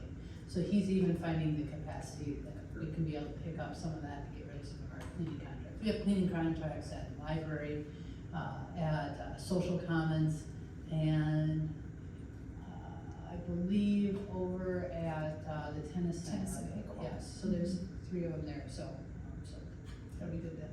And I think from a private sector, we've seen that too, where you're contracted out, and it's great for a while, and you go, oh geez, it's not getting done the way it should be done. We have good standards here. So I can't have that too. And I think that speaks to, you know, that wastewater treatment facility after the enhancements and the upgrades. That admin building is beautiful. It's one of our nicest facilities, so we wanna make sure that we take care of that. So Jason's doing a really nice job with his team to raise the bar regarding those standards and really make sure that we're taking good care of our facilities so they last. Just a quick comment though, at the senior center, the women's restroom, the door on the handicap section is not working very well. My mother got stuck in there today. We'll know that. I couldn't go in there and help her out, so. Well, it's for tomorrow. So we're at 6:10, are we an absolute at 6:30? We do have another, outside group coming in for a different study session topic at 6:30. I am at the very end of my, facilities presentation, so we can move on, please. Can I ask one last quick question? Yes, please do. The tree issue, Mm-hmm. why is that with facilities instead of streets or parks or? So facilities, took it into account, they maintain the West Hills campus up here, so that's what they were planning on. Back in June, when we kicked off the budget process, some tree maintenance was a part of the conversation presented to council. Through those priorities, it kind of dropped down in the list of priorities, given everything that was on our plates. However, we've heard recently from a couple council members that should be moved up the priority list. So we're happy to do that. It's not taken into account in Public Works, but if we were looking at expanding that across the city, it would fall under Public Works in our street and park maintenance. Jason was just planning primarily up here for West Hills. We reserve the right to change our minds, and that was me, so. And that's totally fine, we're open to that feedback, that's what these work sessions are for. So just know that we can, shift and make an adjustment within Public Works if that is, the direction of council. It's just something that's gotta get taken care of, we can't ignore it anymore, the parks look bad. It's a safety issue as well. Dave? So I'll piggyback on what Doug is talking about. We had a citizen come in early spring, I think it was, a former city employee, and he said that the forestry department had been done away with. There wasn't anybody concentrating on trees. Is that legit? We do have employees within our Public Works, street maintenance and park maintenance, even our facilities that do tree maintenance throughout the year. We do not have just a dedicated tree crew, that's the only thing that they work on. So any of our employees that are doing tree work, they're also doing other work too, based on need in the season. So they might be plowing, paving, mowing in the parks, doing different building projects. So we do not have a dedicated tree crew, but we do have staff that do work on trees. Yeah. And obviously the trees that we're talking about are the ash trees that the emerald ash borer has killed. And as you drive around and really concentrate on looking at trees that are infected or completely dead, we need to, hire some of these civilian crews to go out and just hammer it and get some of these knocked down before snow comes again. So I'm definitely an advocate of trying to do something with the forestry guys. And I think there's some hungry guys out there. Yeah, we have a lot of tree crews that we license, more than ever, Jenna and I had a conversation too about some of these neighborhoods that the tree is back a little bit from what would be considered boulevard, so that means they are responsible for removing the tree. They're just waiting for it to fall down on its own. And it's close enough to the street that once it goes, I don't wanna be the one driving by there when that 50-year-old ash comes down. So that's an area that I'd like to, maybe we need to add a couple guys temporarily. So Dave, what we talked about on Monday, Doug Voss and myself, we're asking for staff to consider putting dollars in to next year's budget to address the trees, because we're seeing a lot of dead trees within our park system at West Hills, throughout the community. And we are right now playing catch up, and we need to address these. So I think as the budget continues to develop, you're gonna see monies allocated for probably hiring an outside firm to assist us with starting to attack these trees. You guys are ahead of me. So, thank you for the feedback, that's what these sessions are for, we appreciate that, yeah. Are we ready to move on and use our last 15 minutes for police? Just one Yeah. question, do we have any per person on staff anymore? No, we never did. I think it's really important to understand, we don't have a tree crew, we didn't have a tree crew, we had people that had interest in the trees, but that we've never had a dedicated tree crew that was arborist, and to that is what I've learned from our public works director, is we don't have a tree crew. So it's not that in the last year we got rid of a tree crew, we didn't have one. Okay, ready? Yes. Okay, I'll hand it over to the chief and Captain Sorensen. Thank you, Emily and Jenna. Good evening, Mayor and Council. Because I'm not gonna see the adoption of this budget in December, we're using this budget season as an opportunity for succession planning and kind of mentoring Captain Sorensen here through this process. So, Captain Sorensen has been involved, with this process from the beginning here this year, and I'm gonna turn it over to him for this presentation. All right, thank you, council, mayor, city administration. This is just our org chart. We have two divisions really within the police department, the detective division and then patrol. Patrol being the largest of them, but with the last year adding on records, that added more staff to our facility that are internal staff, not county staff like we had before. Our department purpose, we believe that our community thrives when lives, property, and rights of all people are safeguarded through trusted partnerships. The police department creates a better tomorrow by providing law enforcement services that prioritize the quality of life and maintain a safe and secure community. We also added our mission statement that we abide by and handle. Our mission is to serve with a visual presence in our community through crime prevention, partnerships, and the protection of life, property, and constitutional rights of all. Some of our achievements, one of the big ones was we got the Axon system approved, and we've got that implemented. That's been a great tool. Patrol really appreciates that upgrade to our body cam and fleet camera systems, along with the additional TASER training and the VR headset and things like that for our training unit. We've had continued crime rate lower than our neighboring cities, which is always good, and we pride ourselves in that. We received a $50,000 grant from the Office of Justice Programs for the IC Poet candidate. We've got one picked out, and we're just conducting the background, finalizing that. They start school in September, and they will graduate in March of 27. And then successful, I already explained that for the IC Poet.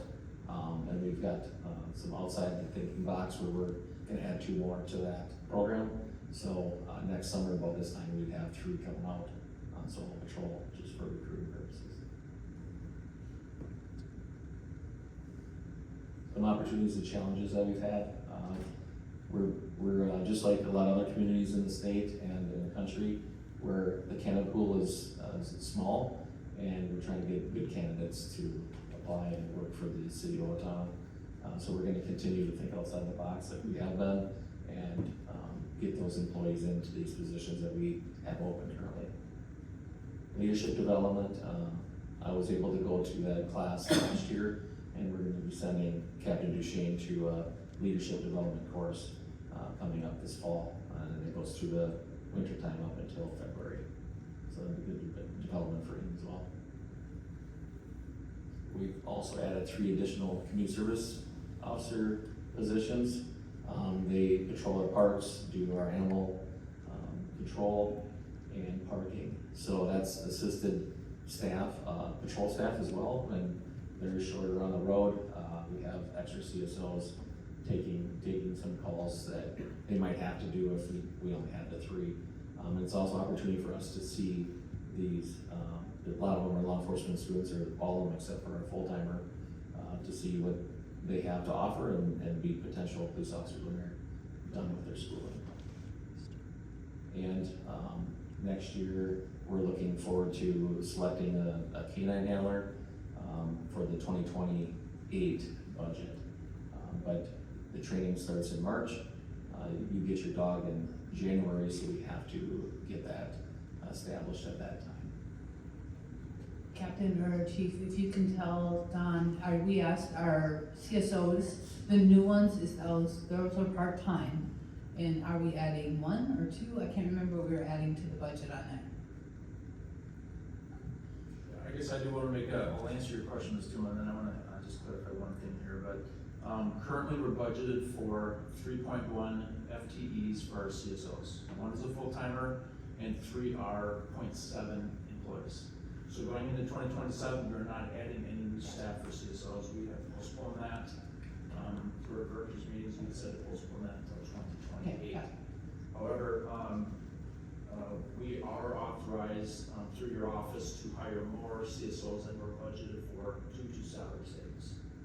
So when Captain Sorensen mentioned we added 3, those were not at a budgeted strength, we did that for recruitment purposes and because of salary savings.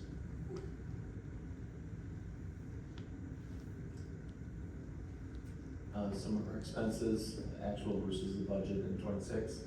And a lot of that is just the staffing shortages that we've been occurring the last few years, and it just shows there as well.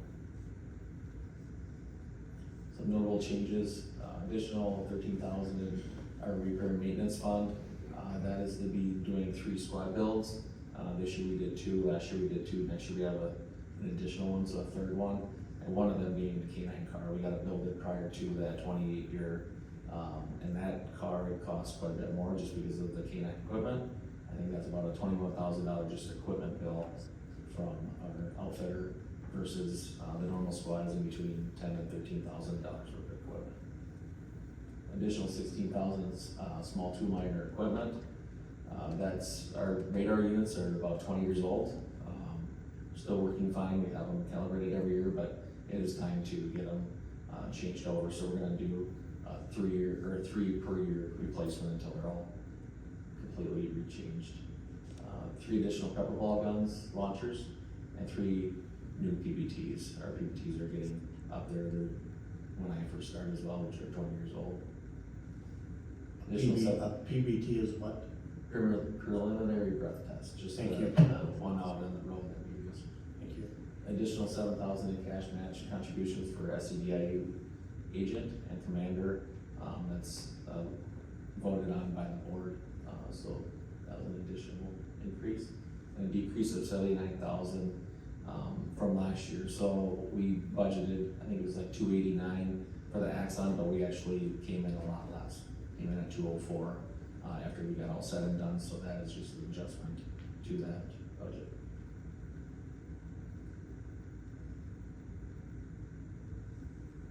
Revenues. Excuse me, last night when I was visiting with Officer John Alstein, we talked a little bit about that Axon. He said it's been just terrific. And it saved time, saved money, improved accuracy. Good recommendation by the chief, and I think that's something we can build on. Definitely, staff has really appreciated us listening to them and finding a better resource. And that's something we'll get an update on at the next council meeting, correct? No? Mr. Wright, we're gonna speak about flock. Okay. automated license plate readers. Okay. And just our revenue, numbers. We have, increase in SRO contract with the school district of 3% agreed upon, a decrease of 14,000 due to the 911 center, relocating to Fairwell. They're still currently at our facility, but they'll be moving out here this fall. And then a decrease of 7,000 contractual overtime. That fluctuates depending on the need. There was a couple years we had quite a bit of need and our revenue was a lot higher, but we've seen a decrease in some of those events that we were staffing previously. Josh, I have one recommendation for revenues, how you could increase them. Write a lot more tickets for distracted driving. It's terrible. Yeah, it is definitely an issue. Yeah. Do they get a ticket? That's officer discretion, but yeah, we do see them coming through our office. But then we don't get any of the money out of it anyhow, because it goes to St. Paul, right? Yeah, it's through the state court system. Yeah, Mr. Boss, distracted driving, inattentive driving is one of our core traffic safety initiatives. So it is something that we put focus on in addition to the studies done by the Office of Traffic Safety and Towards Zero Death. That's one of the 4 contributing factors to fatal and serious injuries is distracted driving. So it is an initiative, like Captain Sorensen said, officers do have discretion, but we do tend to focus on that. And it's not just like a traffic safety wave that happens in April every year, it's something that we focus on all year. Thank you. I'd like to make one quick comment from 3 minutes left. from last night, at the night of nights or night to night. Every one of the parties that we went to, people were saying speeding is becoming an issue. So again, to this revenue point, you know, I think, to your point, speed is gonna cause some problems. Yeah, just a comment from last night. So one success the chief and captain did not talk about was the license plates for the ATV and UTVs and golf carts and all that stuff. Should be in your highlight reel.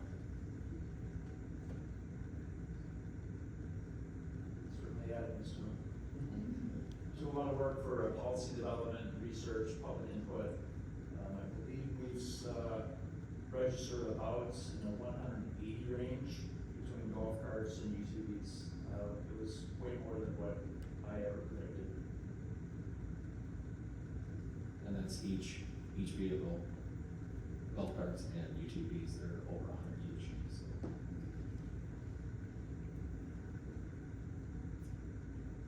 Well, we made it? Well, we made it through fire unless there's any additional questions. Those police. Please, I am so sorry. I am so sorry. Hear you talk, you did such a great job. Jake Dill's impressed. Look, as we transition to the other one, if we have feedback on presentations, what works, what we'd like to see more of, or a little bit of different for the next round, please share it with me or send it to me in an email so we can make those adjustments. Appreciate your time or your efforts with this new format.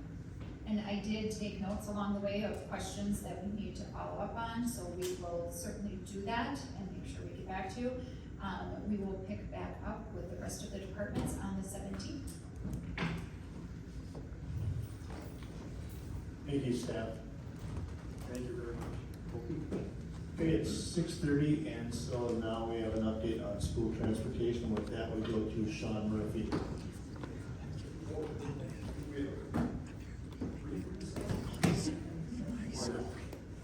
We have time. Or what? Do they make sure the people is at home? Oh, I can go out there and check. You start, you get set up and all that.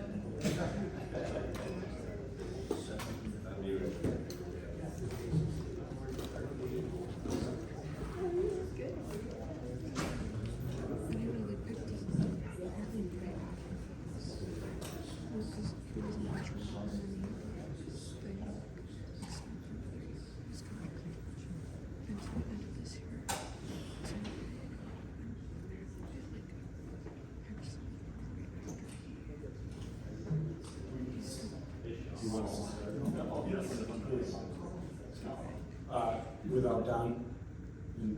Yeah, we're done in 17 minutes. Perfect. All right, thank you, Mayor and Council. We've been working with the Owatonna Bus Company and school district here in town, looking at their Owatonna Middle School bus transfer site. Looking to address some safer options for student drop-off. We have a number of conflict points in the area with competing needs. One being the bus company trying to offload students and pick students up in morning routes. Also conflicting with parent drop-offs on 15th Street. When we get that, we have a lot of students passing moving buses and seeing if we can find a different or better way to enhance safety, getting students to schools on time, and doing it in the safest way safest way possible. We received a proposal from the bus company and the school district in requesting to close 15th Street Northeast at each end, so at St. Paul Road and 7th Avenue Northeast, to help alleviate some of those safety issues and ensure well-oiled machine from bus transport for all our citizens. So I'll leave it up to Jenna from the school district and Kurt from the Owatonna Bus Company to introduce themselves and go through the presentation. I'm Jenna Ludwig. I am the Transportation Services Liaison for the school, which is a new role. Communication may go all over our staff, so we're just bridging that gap. Can you go by the microphone, please? Oh, I'm sorry. I apologize. Thank you. Okay, do you want me to start over? I'm Jenna Ludwig. I'm the Transportation Services Liaison for Owatonna Public Schools. It is a new position that was created to bridge kind of a gap between the bus company and the school district to make sure that safe routes and things like that were all being taken care of, looking for new opportunities, and just making that partnership better between the two companies. And I am Kurt Langberg. I'm with the Owatonna Bus Company. And as Jen said, we're partnering on this topic as a way to improve safety for our students and reduce traffic situations where we've got bus and car traffic that are intermingling. So I'll refer you to the picture. Apologize for those of you who have to turn around if you do. There's a screen right there. Oh, there's a screen right there. All right, thank you. So this is our transfer site. That's the middle school at the top, obviously. And we're only talking morning transfer here. So in the afternoon, we do have a transfer spot where we bring students in and some of them get off some buses and get on others. That's at the high school in the afternoon. In the morning, it's at the Owatonna Middle School. One of the primary reasons is the middle school starts first. So we have 21 big buses every morning that come into this zone. We have 3 small buses and 6 to 8 minivans that come into this zone.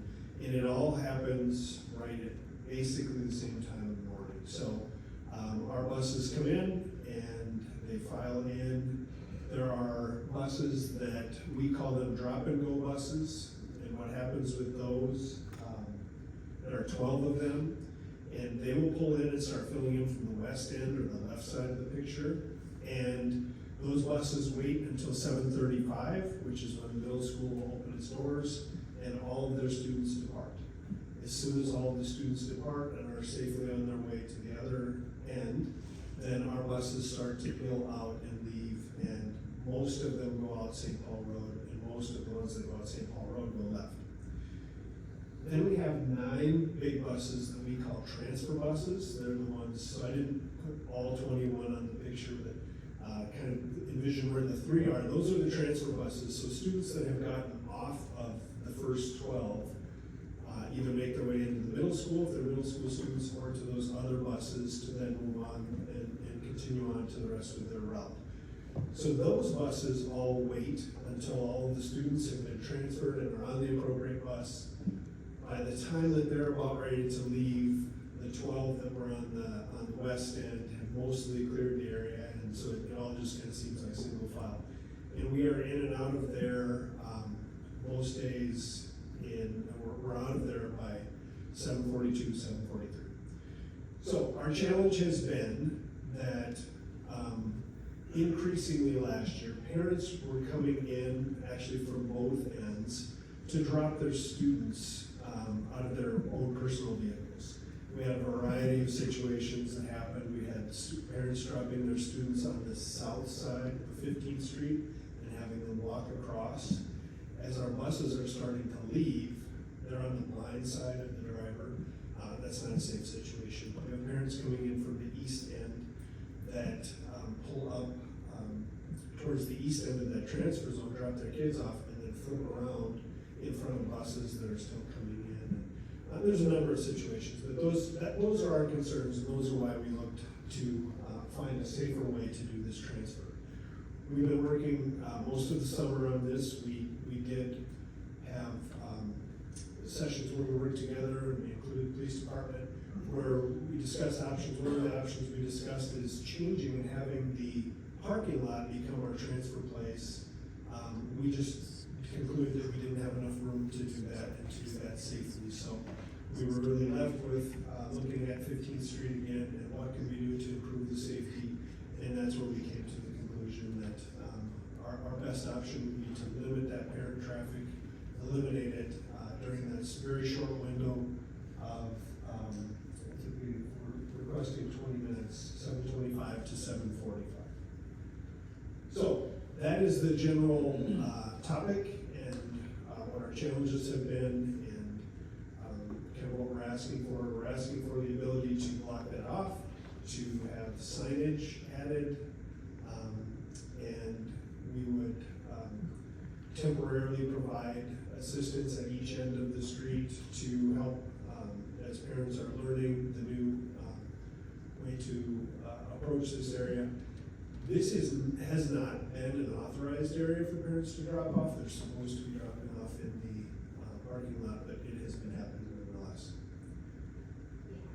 Correct. Communication would be reiterated to the parents. They are sent communication at the beginning of the year about drop-off, pickup locations and rules. But of course, if we don't have an authorized signage or some way to back that up, then we can't prevent them from going to those danger zones or putting a possible student in danger. Dan? A couple of things. There's certainly precedent for closing the street, as for years we've closed down the whole 300 block of School Street with a barrier each end. So there's certainly precedent for this.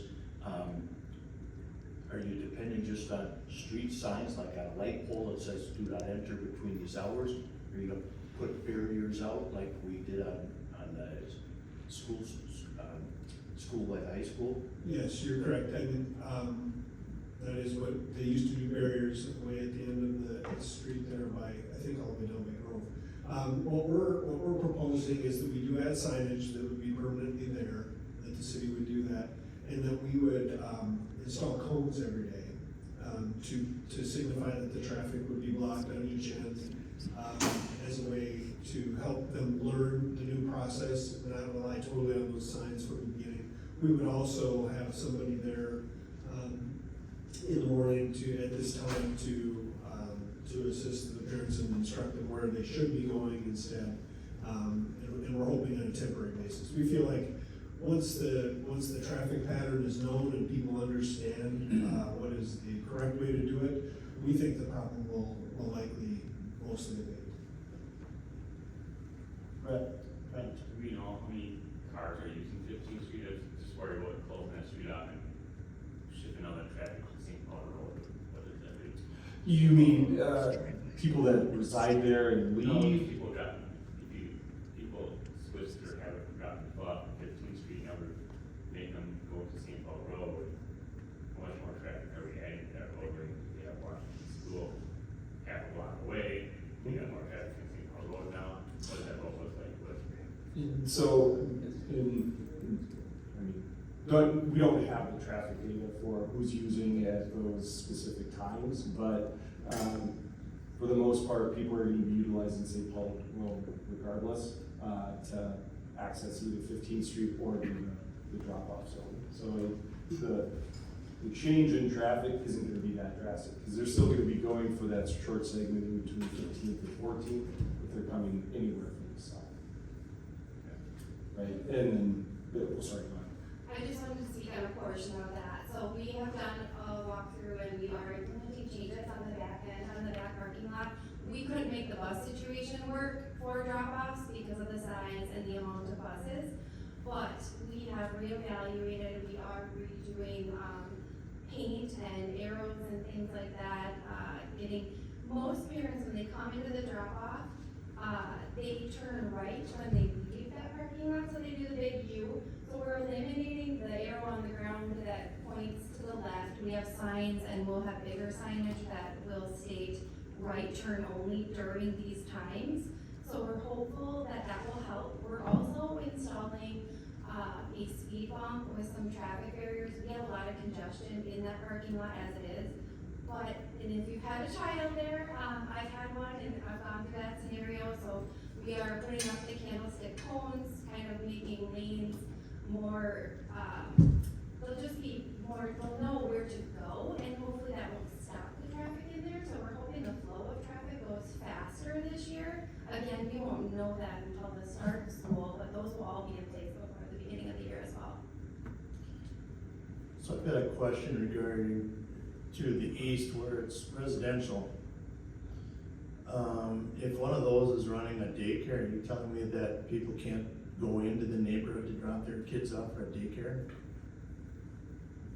No, I would think the hope that would be that we would have the sign say local traffic only.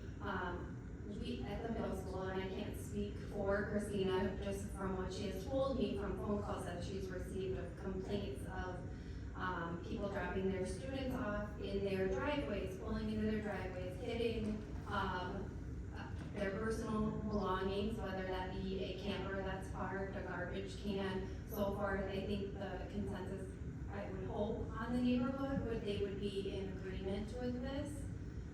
And if there was a daycare, that would be local traffic for drop-offs. So is this a temporary thing?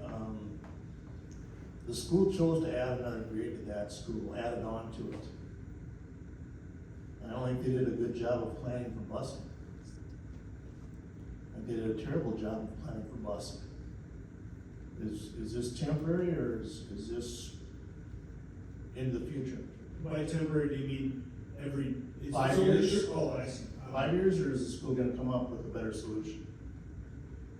Yes, we are currently working on a better solution for the back parking lot and a possible switch of bus route going to the north side. We can't make that happen this year, but know that it's actively being looked at, it's actively being talked about almost weekly, sometimes daily. That is in our future plans. We hope that we're able to do that at some point, but right now we're trying to alleviate those dangers for the coming school year. Yeah, and I understand that part. I've been up there many times and it's frustrating. But at the end of the day, it's still a public road, especially on the east end. Just to reiterate, it's 20 minutes, so hopefully everybody can make that work. Chief, will you have some squad cars up there for the first week or so to just make people understand it's needs to be taken note of? Well, we have multiple schools, it's the heaviest demand for our services. I know we can only try, no promises. So that's kind of one of my questions here for this is, are we trying to seek voluntary compliance, or are we gonna try to have signs, are they advisory or are they enforceable? our request is for enforceable, and that came from feedback from your officers that it's really helpful if you've got something that you can actually, have point to city council action on, to help people follow the rules.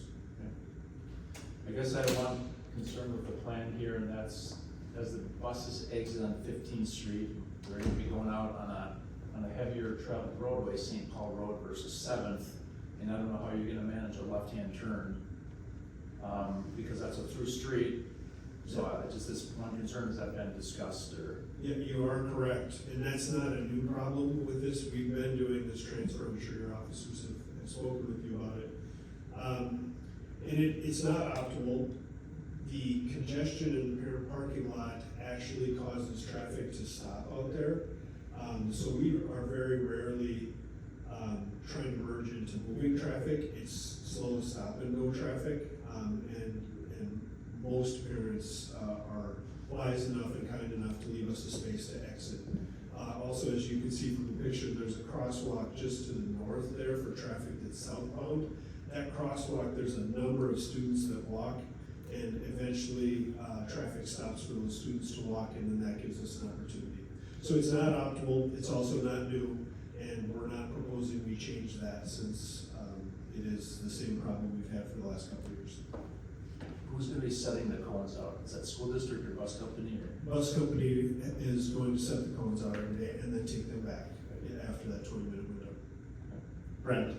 Chief, so if we wanted to make something that's enforceable, we have to adopt an ordinance, correct? Unless we can find one that's already existing, but I would say yes. You can't take any action here, because it's easy, and we have something to set down an ordinance that would limit or restrict access from certain hours of the day on 15th Street. Well, what was the sign gonna say? But just, no access, restricted access only? We didn't have the specifics on that. I think we look for the city staff to help us with whatever would work there. Right. We maybe had a proposal. We would have to come up with some customized language that represents what the request would be for timing and, street closure. And Mr. Volkey, what was happening on School Street was not necessarily authorized by local government, they just did it. The barricade with a do not enter, that was just. And that was done on 15th Street Northeast as well in previous years, not authorized by council, so. Didn't be effective. Of course, we could always, due to the explosive growth in the Northeast and the population as a whole, we could build a new school. And then we have plenty of parking. That's not the case, so I don't have a problem with it. And I would like to just go back to comment, back to Mr. Rainey, that, I don't necessarily want to promise and task the police with this beginning education phase. It'd be really nice if we can get some school officials or bus company to be flaggers, traffic vests, and just help communicate that with those people dropping off. I think after a few weeks, hopefully those folks would be conditioned, and then we could hopefully do some spot checks too, and do some enforcement in the way of, education and some warnings, and then if it just comes down to it, a citation, we'll have to write a citation, but hopefully we could just get some block check compliance in the matter. And Kurt, with your proposal, you're showing, still coming out St. Paul Road. What plan do you have, or what do you envision, kind of Councilman Rainey's question in regards to a daycare? For the local residents, what was your plan for communicating out and the expectations? I think we had initially planned to do a door-to-door with an official letter from the bus company and the school district. And I was planning on doing that task, just going over explaining what was happening. If there happens to be a daycare, I think if we run into that situation, and there is, we will move forward from there, but we definitely wouldn't stop them from having their kiddos be dropped off in their driveway.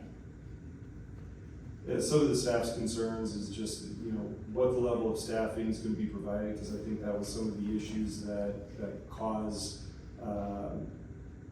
parent drop-off to come into the bus zone in previous years.